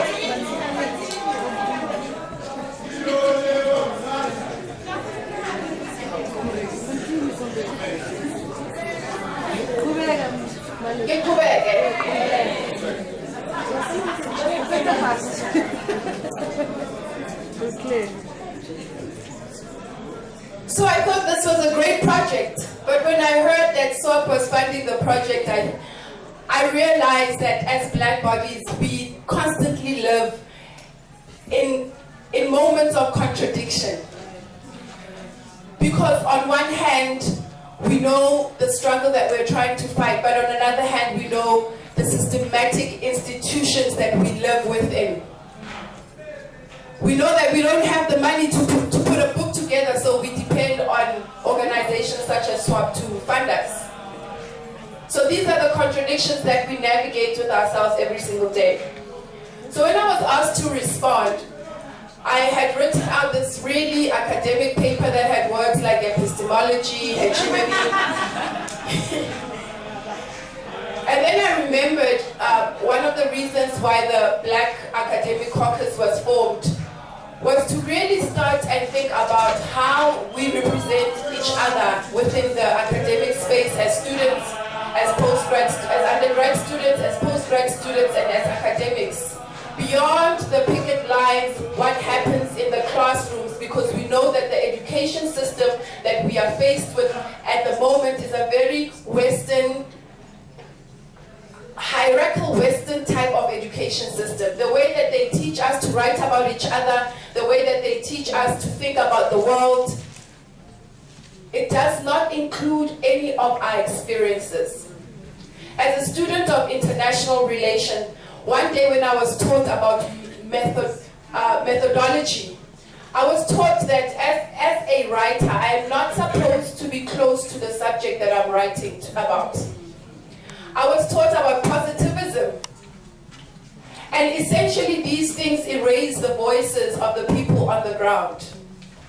And because for a very long time the text that I was given as an international relations student, I could not locate myself within this text because all I saw were white men writing about the development of Africa. So then I started thinking about the process of how then do we, as black individuals, disrupt the learning process within the classroom when we talk about decolonization. Are we here just to pass so that we can get our papers and go and work, or are we here to disrupt the very, very essence of why we are here today? The institutional, systematic oppression that each and every one of us walk with every single day. As a black woman, my life is a nervous condition within the walls of Wits University. First, knowing that I'm not represented anywhere in management, and if I am represented, I am shut down. First, knowing that in my discipline, which is international relations, there are no black women most African scholars who've written substantially, or who we don't get taught about black African women scholars. So when I was looking at this text that was written, especially the introduction, when the editor said that the reason why they've written it in the way that they've written it is to start to think about how we disrupt this academic process that we've been taught. So after I was asked to come and respond, a lot of my colleagues, a lot of my friends, a lot of those I interact with said to me, the authors are captured. This book is serving a partisan political agenda. This is a bourgeoisie Wits project, and it is not accessible. But funny enough, all those people had never touched or seen the book. So you ask yourself, how did they come to those conclusions? But then I realized that these are the elephants that live within our rooms, our small rooms. Like right now here, we are sitting, the elephants, they are in the room everywhere, everywhere. We can't even sing when we open because of these heavy elephants. It is quite disturbing that the music that drove the Feast Must Fall movement could not drive this book launch today. Simply because of these elephants that sit in the room that we need to dissect and kill. And these elephants will tramp on us. I'm a poet. These elephants will tramp on us if we do not kill them. Just in the interest of time, there's a chapter in particular that I wanted to engage with, still talking about language and writing. Miriam Kadi says to us, in a publication titled Remove the Chains, South African Censorship and the Black Writer. To the Philistines, the banners of the books, the critics, we black South African writers who are faced with the task of conscientizing our people and ourselves are writing for those whom we know are the relevant audience. We are not going to write in order to qualify into your definition of what you describe as true art. Our main objective is not to receive ballyhoo comments on our words. What is more important is that we should be allowed to reach our audience. Our duty is to write for our people and about them. So in writing this book, I asked myself, who was the audience? And is the audience in this room right now? Who is this text representing? Is it representing the larger community of Wits, or is it representing certain cliques that have the language to say hegemony and epistemology and isoletu?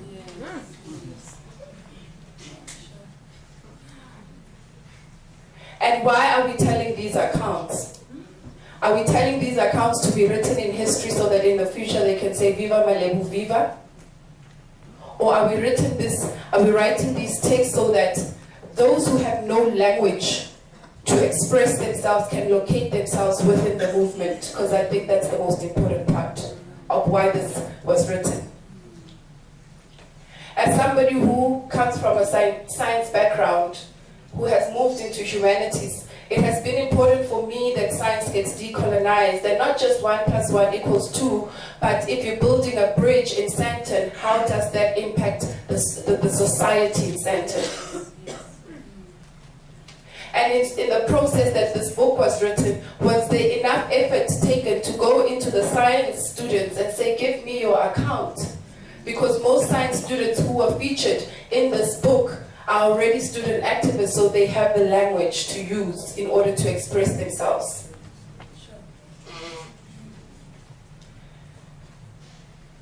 Writing, language, accessibility. Writing, language, accessibility. Writing, language, accessibility.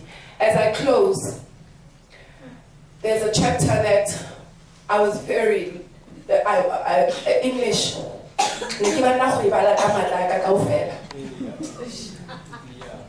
Chapter ya Catherine Swahili. So when I started reading that chapter, I was a bit uncomfortable and I didn't understand why I was uncomfortable. I read it word for word. And I didn't understand what was going on, but I read it word for word. I sounded it out. And I remember in the introduction it was written that the reason why she wrote it that way is to disrupt, especially the colonial language, which is English, and Moloi actually speaks about that, how most of the time when we fight colonial language, we only fight Afrikaans but not English. So she is writing to disrupt that process, and not just for white people, but for black people as well, because she disrupted me. I was uncomfortable. I was like, what is she doing? I reached out to a friend of mine who's been living in South Africa for a while, and she speaks Swahili, and I said, can you please translate? And she couldn't. She said she's been living in South Africa for so long, she can't read Swahili. I took snapshots of the text and I sent them to a friend who lives in Kenya, and I said, can you please translate this for me? And the first question he asked me is, why did this woman write this text in Swahili? Wow. And I was like, because she's disrupting English. She's like, why didn't she write it in Sisulu, Sesotho, Xhosa?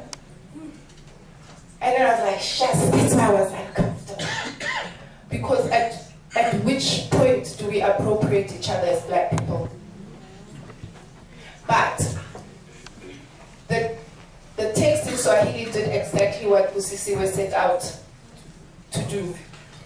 Because as Crispin writes in the second last chapter about international students and the difficulty of the integration between the South African students and the international students, and how fees must fall, exposed the disunity and just the mess that was going around there, how some felt that there was no integration, or Fees Must Fall was not speaking to the experiences of the international students, and it speaks to the borders that we have. That my friend and I sat through 5 hours translating this chapter, and in those 5 hours we got closer to each other, and I learned some words in Swahili, and I understood some politics in Kenya, and he understood some politics in South Africa.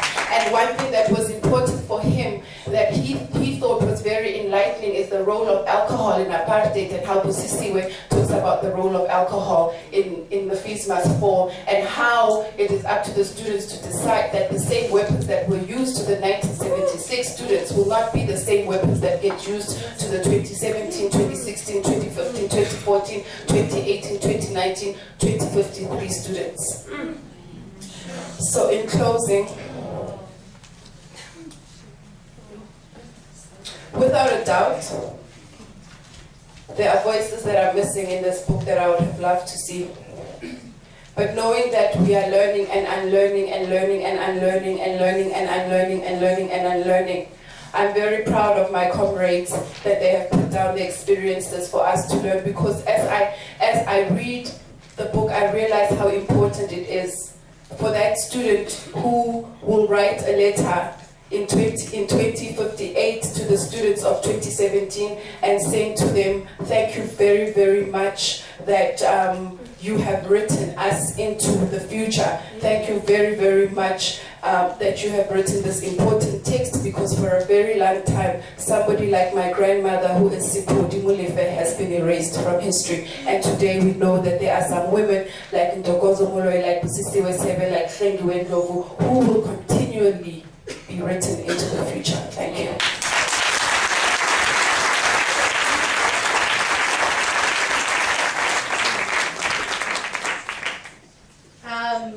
Another round of applause for everyone. Thank you so much.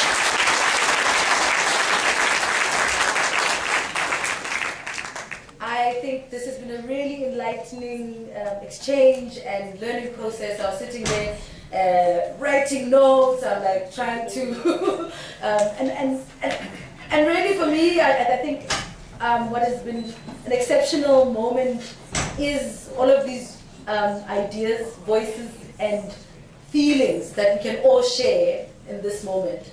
And I think a lot of times we are part of the process of having been in protest, we continue protesting without having to realize there's moments of reflection. And how do we continue protesting even each other? And how do we continue protesting beyond protest? Like how do we then reflect and start thinking about where to from now? How do we organize? And I think there are a lot of questions that have been raised, and I would like us to just have a few moments of a Q&A, and that we can just just a few, I know time is gone, but just a few moments so that we can just have a moment of just reflecting with each other. And what I will do is open it up to everyone to ask a question. And then if there are people, contributors to the book who are sitting in the audience, please, I'm asking you to also feel free to answer. So for now, I'm going to take a round of questions. And I think, yeah, let's take 5, and then the comrades will let me know if you want to answer that question, and then I will point to you so that you can also answer from where you're standing. Okay, so let us, can I have 5 hands? 1, yes. 1. Are you asking a question? Oh. Okay. 2, 3, 4, 5. All right, so I'm going to repeat it. 1, 2, 3. Okay, number 3. Yes. 3. Number 4. 4, 5. All right, I've got my 5 for now. All right, let's go. Thank you. Please tell us your name and then ask your questions. Thank you. Hello. My name is Mujalefa. I'm from each one foundation. Now it's yet another foundation after the June 16 Foundation that Comrade Dan is representing. These are students of the 1980s, basically 79 to 94. So I think Christian is right that the Fees Must Fall movement built on the defeats of a preceding generation, and we built on the defeats of the 1976 generation. Right? The point being that the defeats of this generation will be picked up by another generation. And I think the task is what do we do to give a movement to a different generation that is not us, because we are moving ahead. So that's, I think that's the first thing. The second thing is this, comrades. In a space where there's an anti-union sentiment in society, clearly COSATU is in a mess. SAFTU is trying its own bit, and there is simply no labor movement. I think we run the risk of underrepresenting worker voice. I think that Professor Lana is making the point, but also dismissing it. And it's a big risk, comrades, because the workers end up with a leverage that nobody else has. That is the labor in the heart of the economy. Once they withdraw that, in 2 days, they can do something that you cannot do in 6 months. And I think it's a challenge for the movement and the next generation of activists. The last point I think I want to ask Ryan, that they won't see as they call it, is in the midst of the weakness of the Pan-Africanist movement and the BC movement, why is it that we have a sudden interest in Pan-Africanism and BC? You went into prison and you told me this, being a BC activist, you came out being an ANC person. Why is it that BC seems to be a transitional kind of a phenomenon? And that would be important for you to reflect on. Thank you very much. Welcome, Dr. Demi. It's a pleasure to see you again. I just want to speak directly just to Oda Tulanga.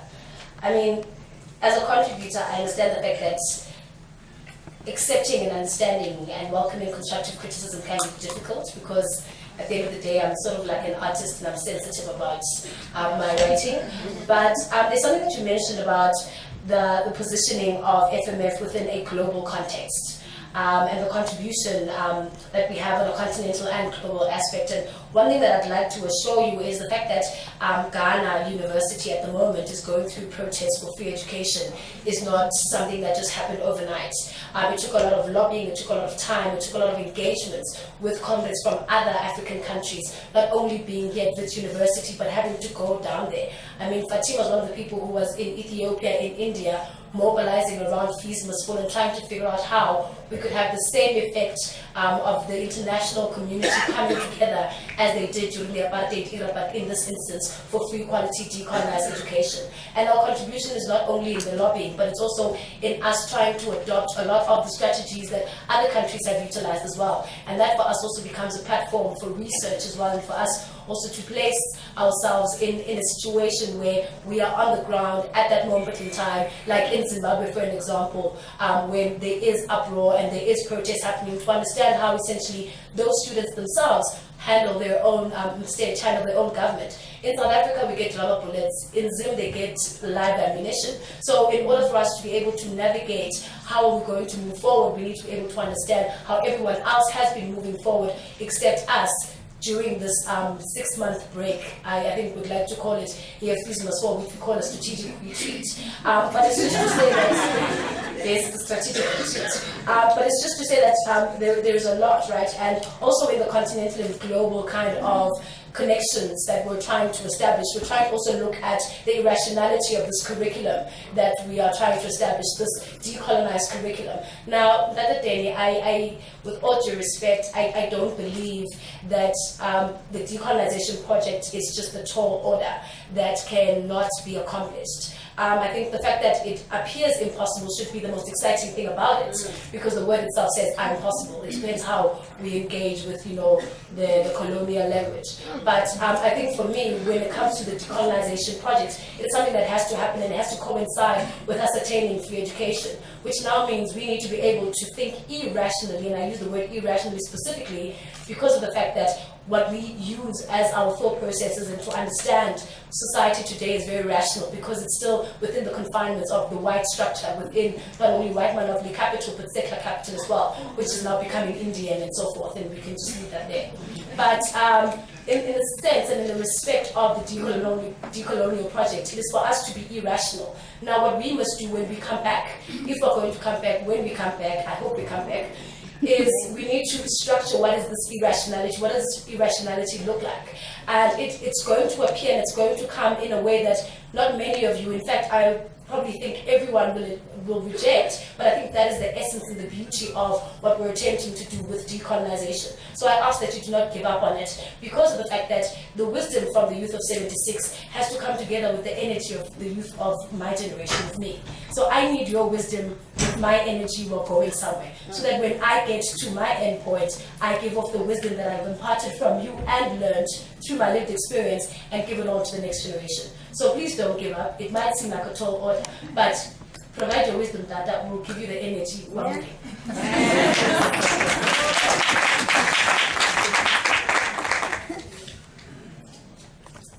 Hi, my name is Loveland Nwande. I'm a Nigerian South African student, but I've grown up in South Africa. So I just have two things that I wanted to say. One is a question and one is a comment.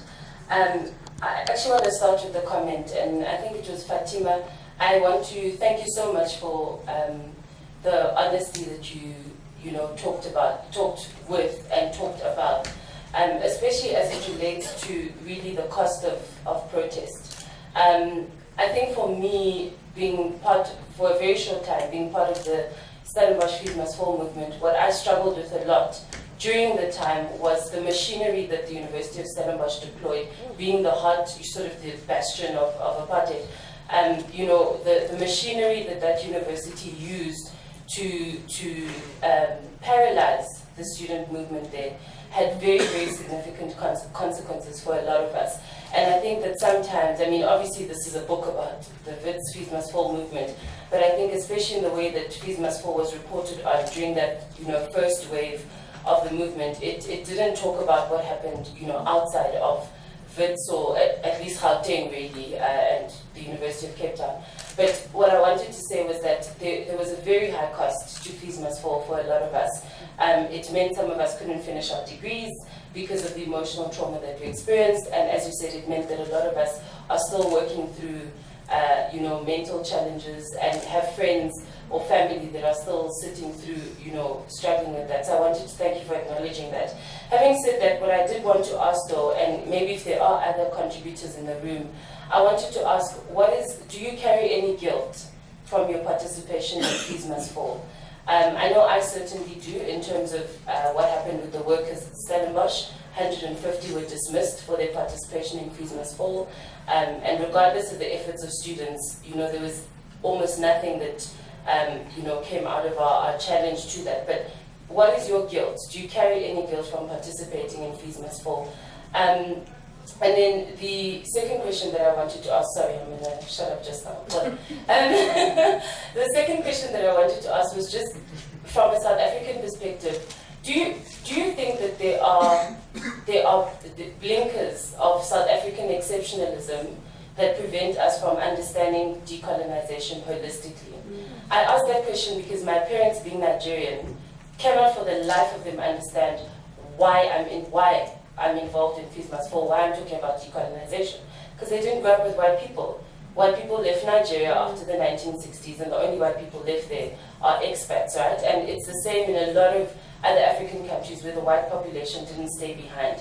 Do you think that affects, and that's open to everyone, do you think that affects how we as South Africans talk about and understand decolonization, where we direct it mostly as sort of being against anything white, when you still have the effects of, you know, the actions of black political leaders?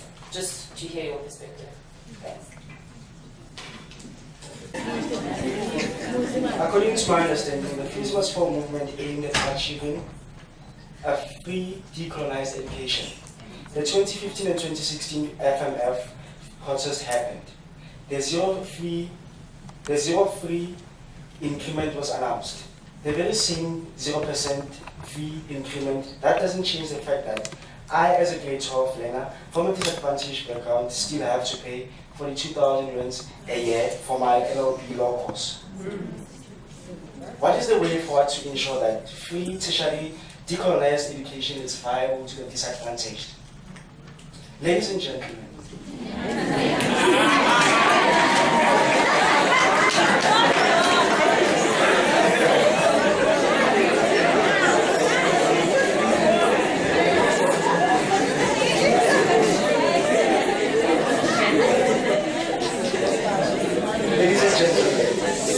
as the audience of this book, let us view this book as a tool to shape our journey of attaining a free, decolonized education, because this is the beginning of the Fees Must Fall. Yes. Let us make the Fees Must Fall give much that it took. Let us spread the Fallist spirit outside the Wits halls. I say us because probably next year I'll be a student here at the university.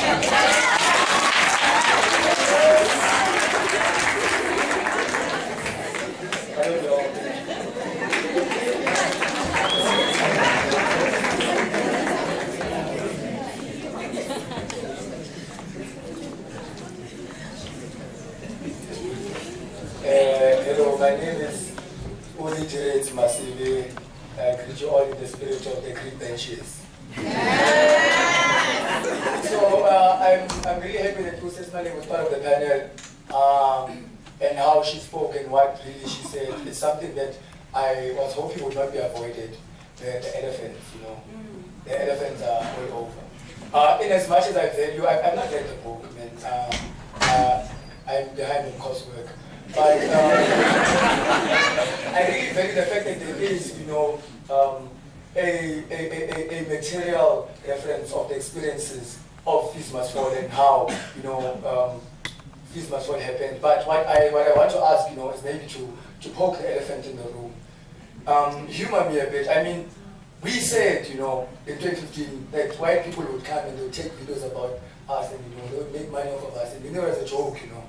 But now that has happened in the same institution where probably 4 of the people I'm standing behind are not wanted on this campus because of the consequences of that protest. We are now forced to come here and, you know, clap. And it's nice, you know, we really are happy for the contributors and the authors, but the trauma and the pain, you see how sort of redundant it is that, you know, you are just a tool of oppression. You're going to come here now, it's fine. You know, let's set it room. You know, the bane of our oppression. And we are here. But we really want to consider and, you know, appreciate our fellows. They've done a good job. They've documented us. They've written us into history. But really, that eternal betrayal of the authentic voice that will always be beyond our. See, I think maybe these are the problems of literature and writing in general, right? Not just about the experience of business. But I think literature in general is a problematic pursuit. But let's, you know, consider that, and I really love this, madam, if you could, in that genuine, you know, frankness of yours, really just respond to this, that we are now creating a new political elite, that is a ground force today and a celebrity tomorrow, and I might be one tomorrow, and that is just the process. We give birth to this continuing trauma, and it changes in many forms. Tomorrow it's white, today it's not so white, tomorrow white. Please have to fall, and you don't have to make this pornographic celebration about it all the time. Sometimes you just need to go and get off it. Thank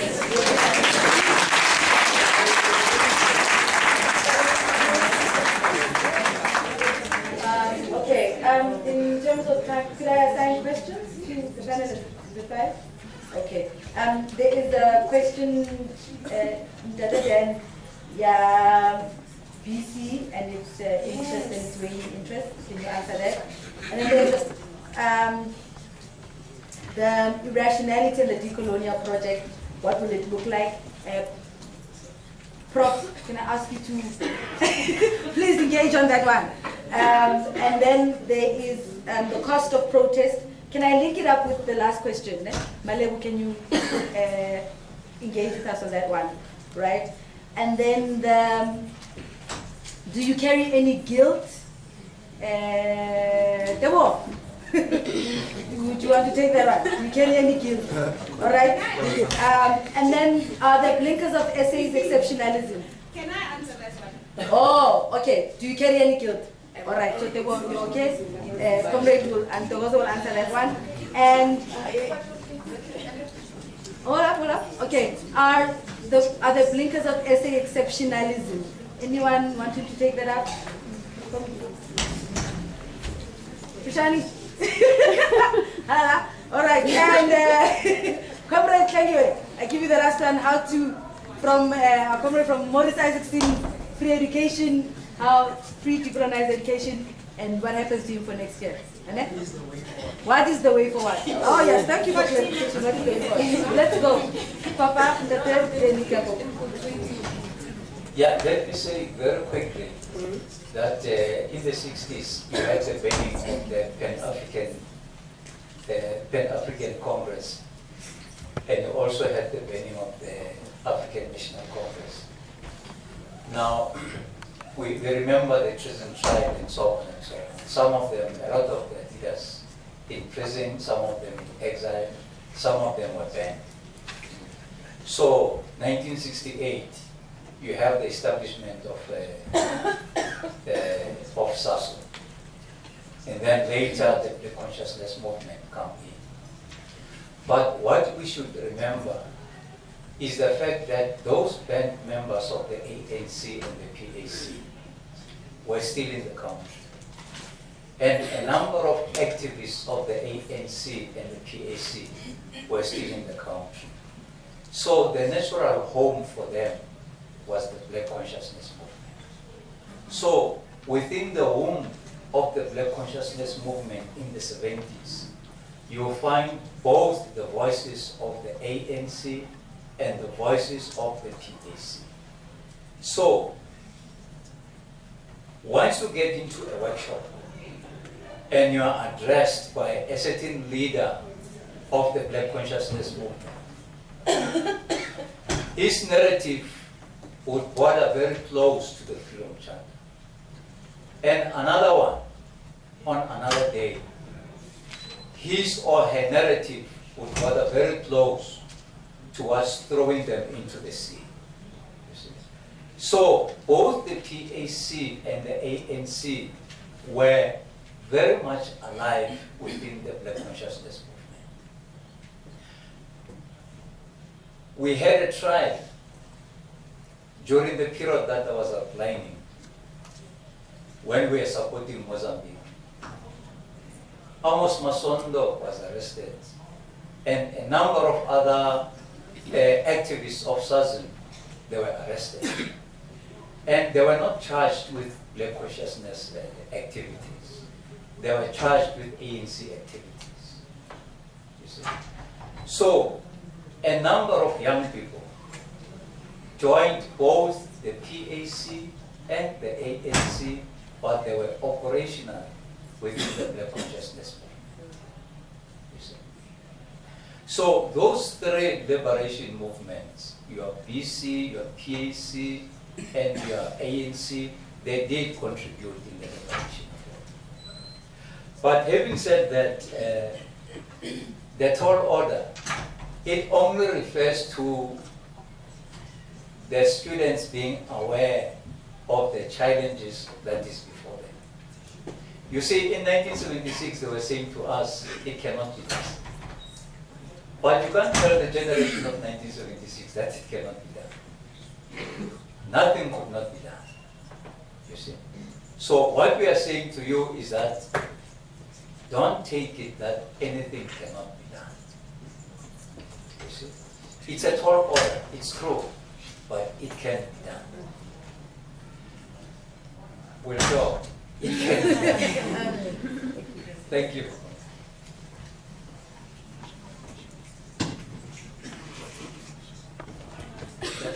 Thanks. I mean, I'll try and be brief because obviously the question is very broad.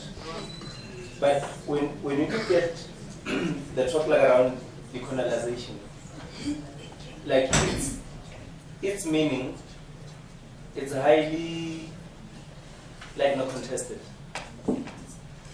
For an example, I mean, if you read the report that I edited with other students around the same subject, where students at the University of Limpopo were interviewed about free, quality, decolonized education.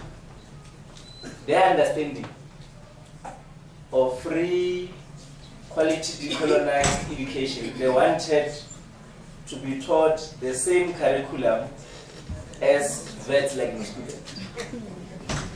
For them, that was a decolonized education. And when you talk to their students, they have a different interpretation of that. When you talk to students from University of Northwest, they have a different interpretation. But at the center of this, it's more around the celebration and the recognition and the acceptance of African knowledge systems. I mean, if I were to use my profession, which is psychology as an example, I can provide practical examples of what a free, decolonized education means using psychology as an example. Thank you. Hello. I feel like I've been given the most toughest question here.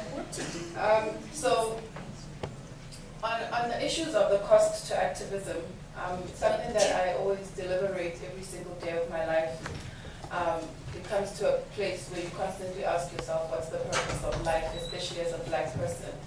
Are you just alive to fight? Because if you look at history and you put it up to today, it just feels like we were created to fight. If we were created, I don't know where we come from, but we are just people who are here to fight. And then it brings me back to a place of the reason why there's a cost. It talks to the relationship that we have with the struggle that we are currently involved in at the moment, and what it is that we are willing to lose in terms of getting to that liberated society that we're all trying to carve out. So one of the things that is important, and I think that the contributors or the organizers of today wanted to show us is when bringing in a 1976 voice, is to create those parallels between the 1976 struggle and today's struggle, and see what it is that we can learn or what it is that we are repeating, and if the generation of today is defining their own struggle and dealing with their own mistakes the way that the 1976 students did. And I always ask myself, what am I willing to lose in order for me to achieve this liberated society? And when I look at the activism of today, I always ask myself, am I fighting for a liberated society, or am I fighting to be part of the system? For example, because I do not have the fees to pay for my tuition. Am I fighting for free, decolonized education for all, or am I fighting so that my fees are paid? And I think those are the questions that we constantly struggle with. And that will always bring us into that contradictory place that I spoke about. And that is why we saw so many students who wanted to be part of the struggle, but couldn't because of first generation issues, that they know that at home they understand the struggle, but no, you are sent to school to get a degree so that you can work and save the family. There are many issues within the science students who really, really wanted to be part of the protests, but because of how the hierarchical structures are in place that side, it was very difficult for them to be part of it. I remember last year in particular where it was said that there will be no classes, but classes like mathematics and actual science, because of the students whose parents are the CEOs of Investech, they would have the classes at Investech. And if you're a black student, you had to attend those classes because they're teaching you crucial calculations for your exams. And here you have students calling you a sellout. So those are the constant contradictories that I think as black activists that we are constantly confronted with, especially in fees reform. So I'm not answering your question, I'm just probing it further. And the elephant in the room, hey, you must call a nice meeting at home. Deal with the elephants in the room, thank you. Guilt? Okay, guilt. I personally have just one thing that I am guilty about. And yeah, so for us, like you spoke about the work has been fine and things like that. For us, we had systems in place. At that time, we were very organized in our task teams and all of that. And there were systems in place to protect everyone that was protesting. So the effects then, the consequences then were not that much in 2015.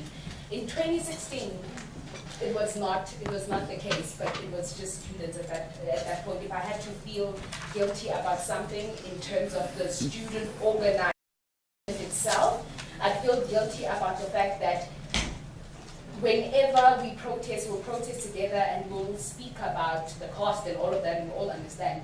But what happens when things quieten down? So you get your suspension letter during the protest and we're all angry and we support you. But a lot of times students have to go through the suspensions alone.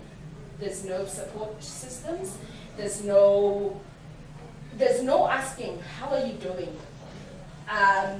You are here in Joburg, even though you are suspended. You have no school, you have no money, you have no accommodation, you have no food. There's like nothing. There's like no showing up for each other in even the hearings as witnesses or anything like that. So the alienation then that the suspended student feels, for me, I'm guilty about that. But the one personal guilt that I have as someone, I grew up in an ANC home, and I hated, up until now, I hated my paternal family. There were comrades, and I hated comrades. And I remember there was a point where, so comrades are always these people in my head where they were always in our house, they were always eating our food, they would disturb our TV, like our TV time. We didn't have alone time. We had to share, they never had accommodation, so you always had to share your place. So as a child, looking at this, I'm like, I'm sick and tired of comrades in my life. They were everywhere. In meetings, in everything, they were just everywhere, and they were violent. And I hated that. And growing up, I avoided comrades. And then, lo and behold, years later, I became a comrade. And I enjoyed being a comrade because now when I go home, I've graduated. Now I'm part of those people who are comrades. And my grandfather calls me a comrade and all of that, and I love it. But then, my grandfather is the only person that I talk to. My paternal side of the family, I don't talk to. Why don't I talk to them? They went on exile and left children. They went to prison and left children. There's no relationship that we have with them. And as when I became an activist, I didn't think I would do the same thing. I stopped going home because I was busy organizing. You stop calling when your parents call you, anything like that. You don't answer the phone, or when you do, you say, I am busy, I'm in a meeting. And they end up understanding and giving you your space to do things. And I remember last year, the woman that raised me called me on a Saturday and I said, oh, go, busy. And I said, busy. It was a Saturday when she called and I said, I'm busy, I can't, because at that time, we were preparing for a protest that was like for install for workers, because they were supposed to be installed by June, and it was not going to happen. And we were preparing for that protest, and there's meetings, and there's this. And she calls me and says, oh, I'm sick, I have a tummy ache. And I say, just go buy some medication, I'm busy. Monday, I am protesting. Tuesday, I am protesting. Wednesday, I get a phone call that your grandmother died on Monday. I didn't even know about it. Even that guilt. I can't heal and get over it because that guilt I still carry even today. And you see it when now you try and change your behavior, you try to be more available, but they understand. Now your family understands that you are this person. And this happened in the past, it's happening now. We as comrades neglect our families. And it is wrong. Thank you, Comrade. My last speakers, because we've got workers outside who are working on time and they have to go off. So can we just have one person just to close off, Spengwe, just close off for us, because and while Spengwe is closing off, can the contributors, all the contributors, please come to the front so that the people can see you. Can all the contributors come to the front? Everybody contributed to the book, please come to the front.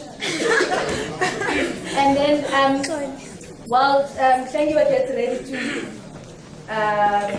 finish up next, books are on sale outside. Please buy. And how much? Excuse me. We have got an announcement. I think one of the things that came out, the question around the funding of the book, and the fact that we got funding, but we are selling the book, but we are committed that the book is also going to be available to students. But I think we need to explain the fact that we decided to sell the book because the reality is we need to sort of like in a way raise funding to contribute to some of the students right now who are struggling in terms of maybe accessing the university that many of us have access to. So we are thinking of a very big grand idea in terms of setting up a fund from the book that is going to help and identify sort of students who are from who are in need of assistance in as far as accessing higher education is concerned. But for today, those who attended today, we've got free copies to all students who are here. I think there should be enough for everyone who is a student should be able to have a free copy today. Thank you. Okay, so to close, because comrades are not wanting to close. To close, there is decolonized food outside, and the contributors are outside to engage on any questions, on any other concept or anything like that. We thank everybody for coming. We'd like to thank MES, Sport Foundation, SWAP, the contributors, the students for coming from Morris Isaacson, yes? All the way. Thank you everybody. Thank you. Good evening.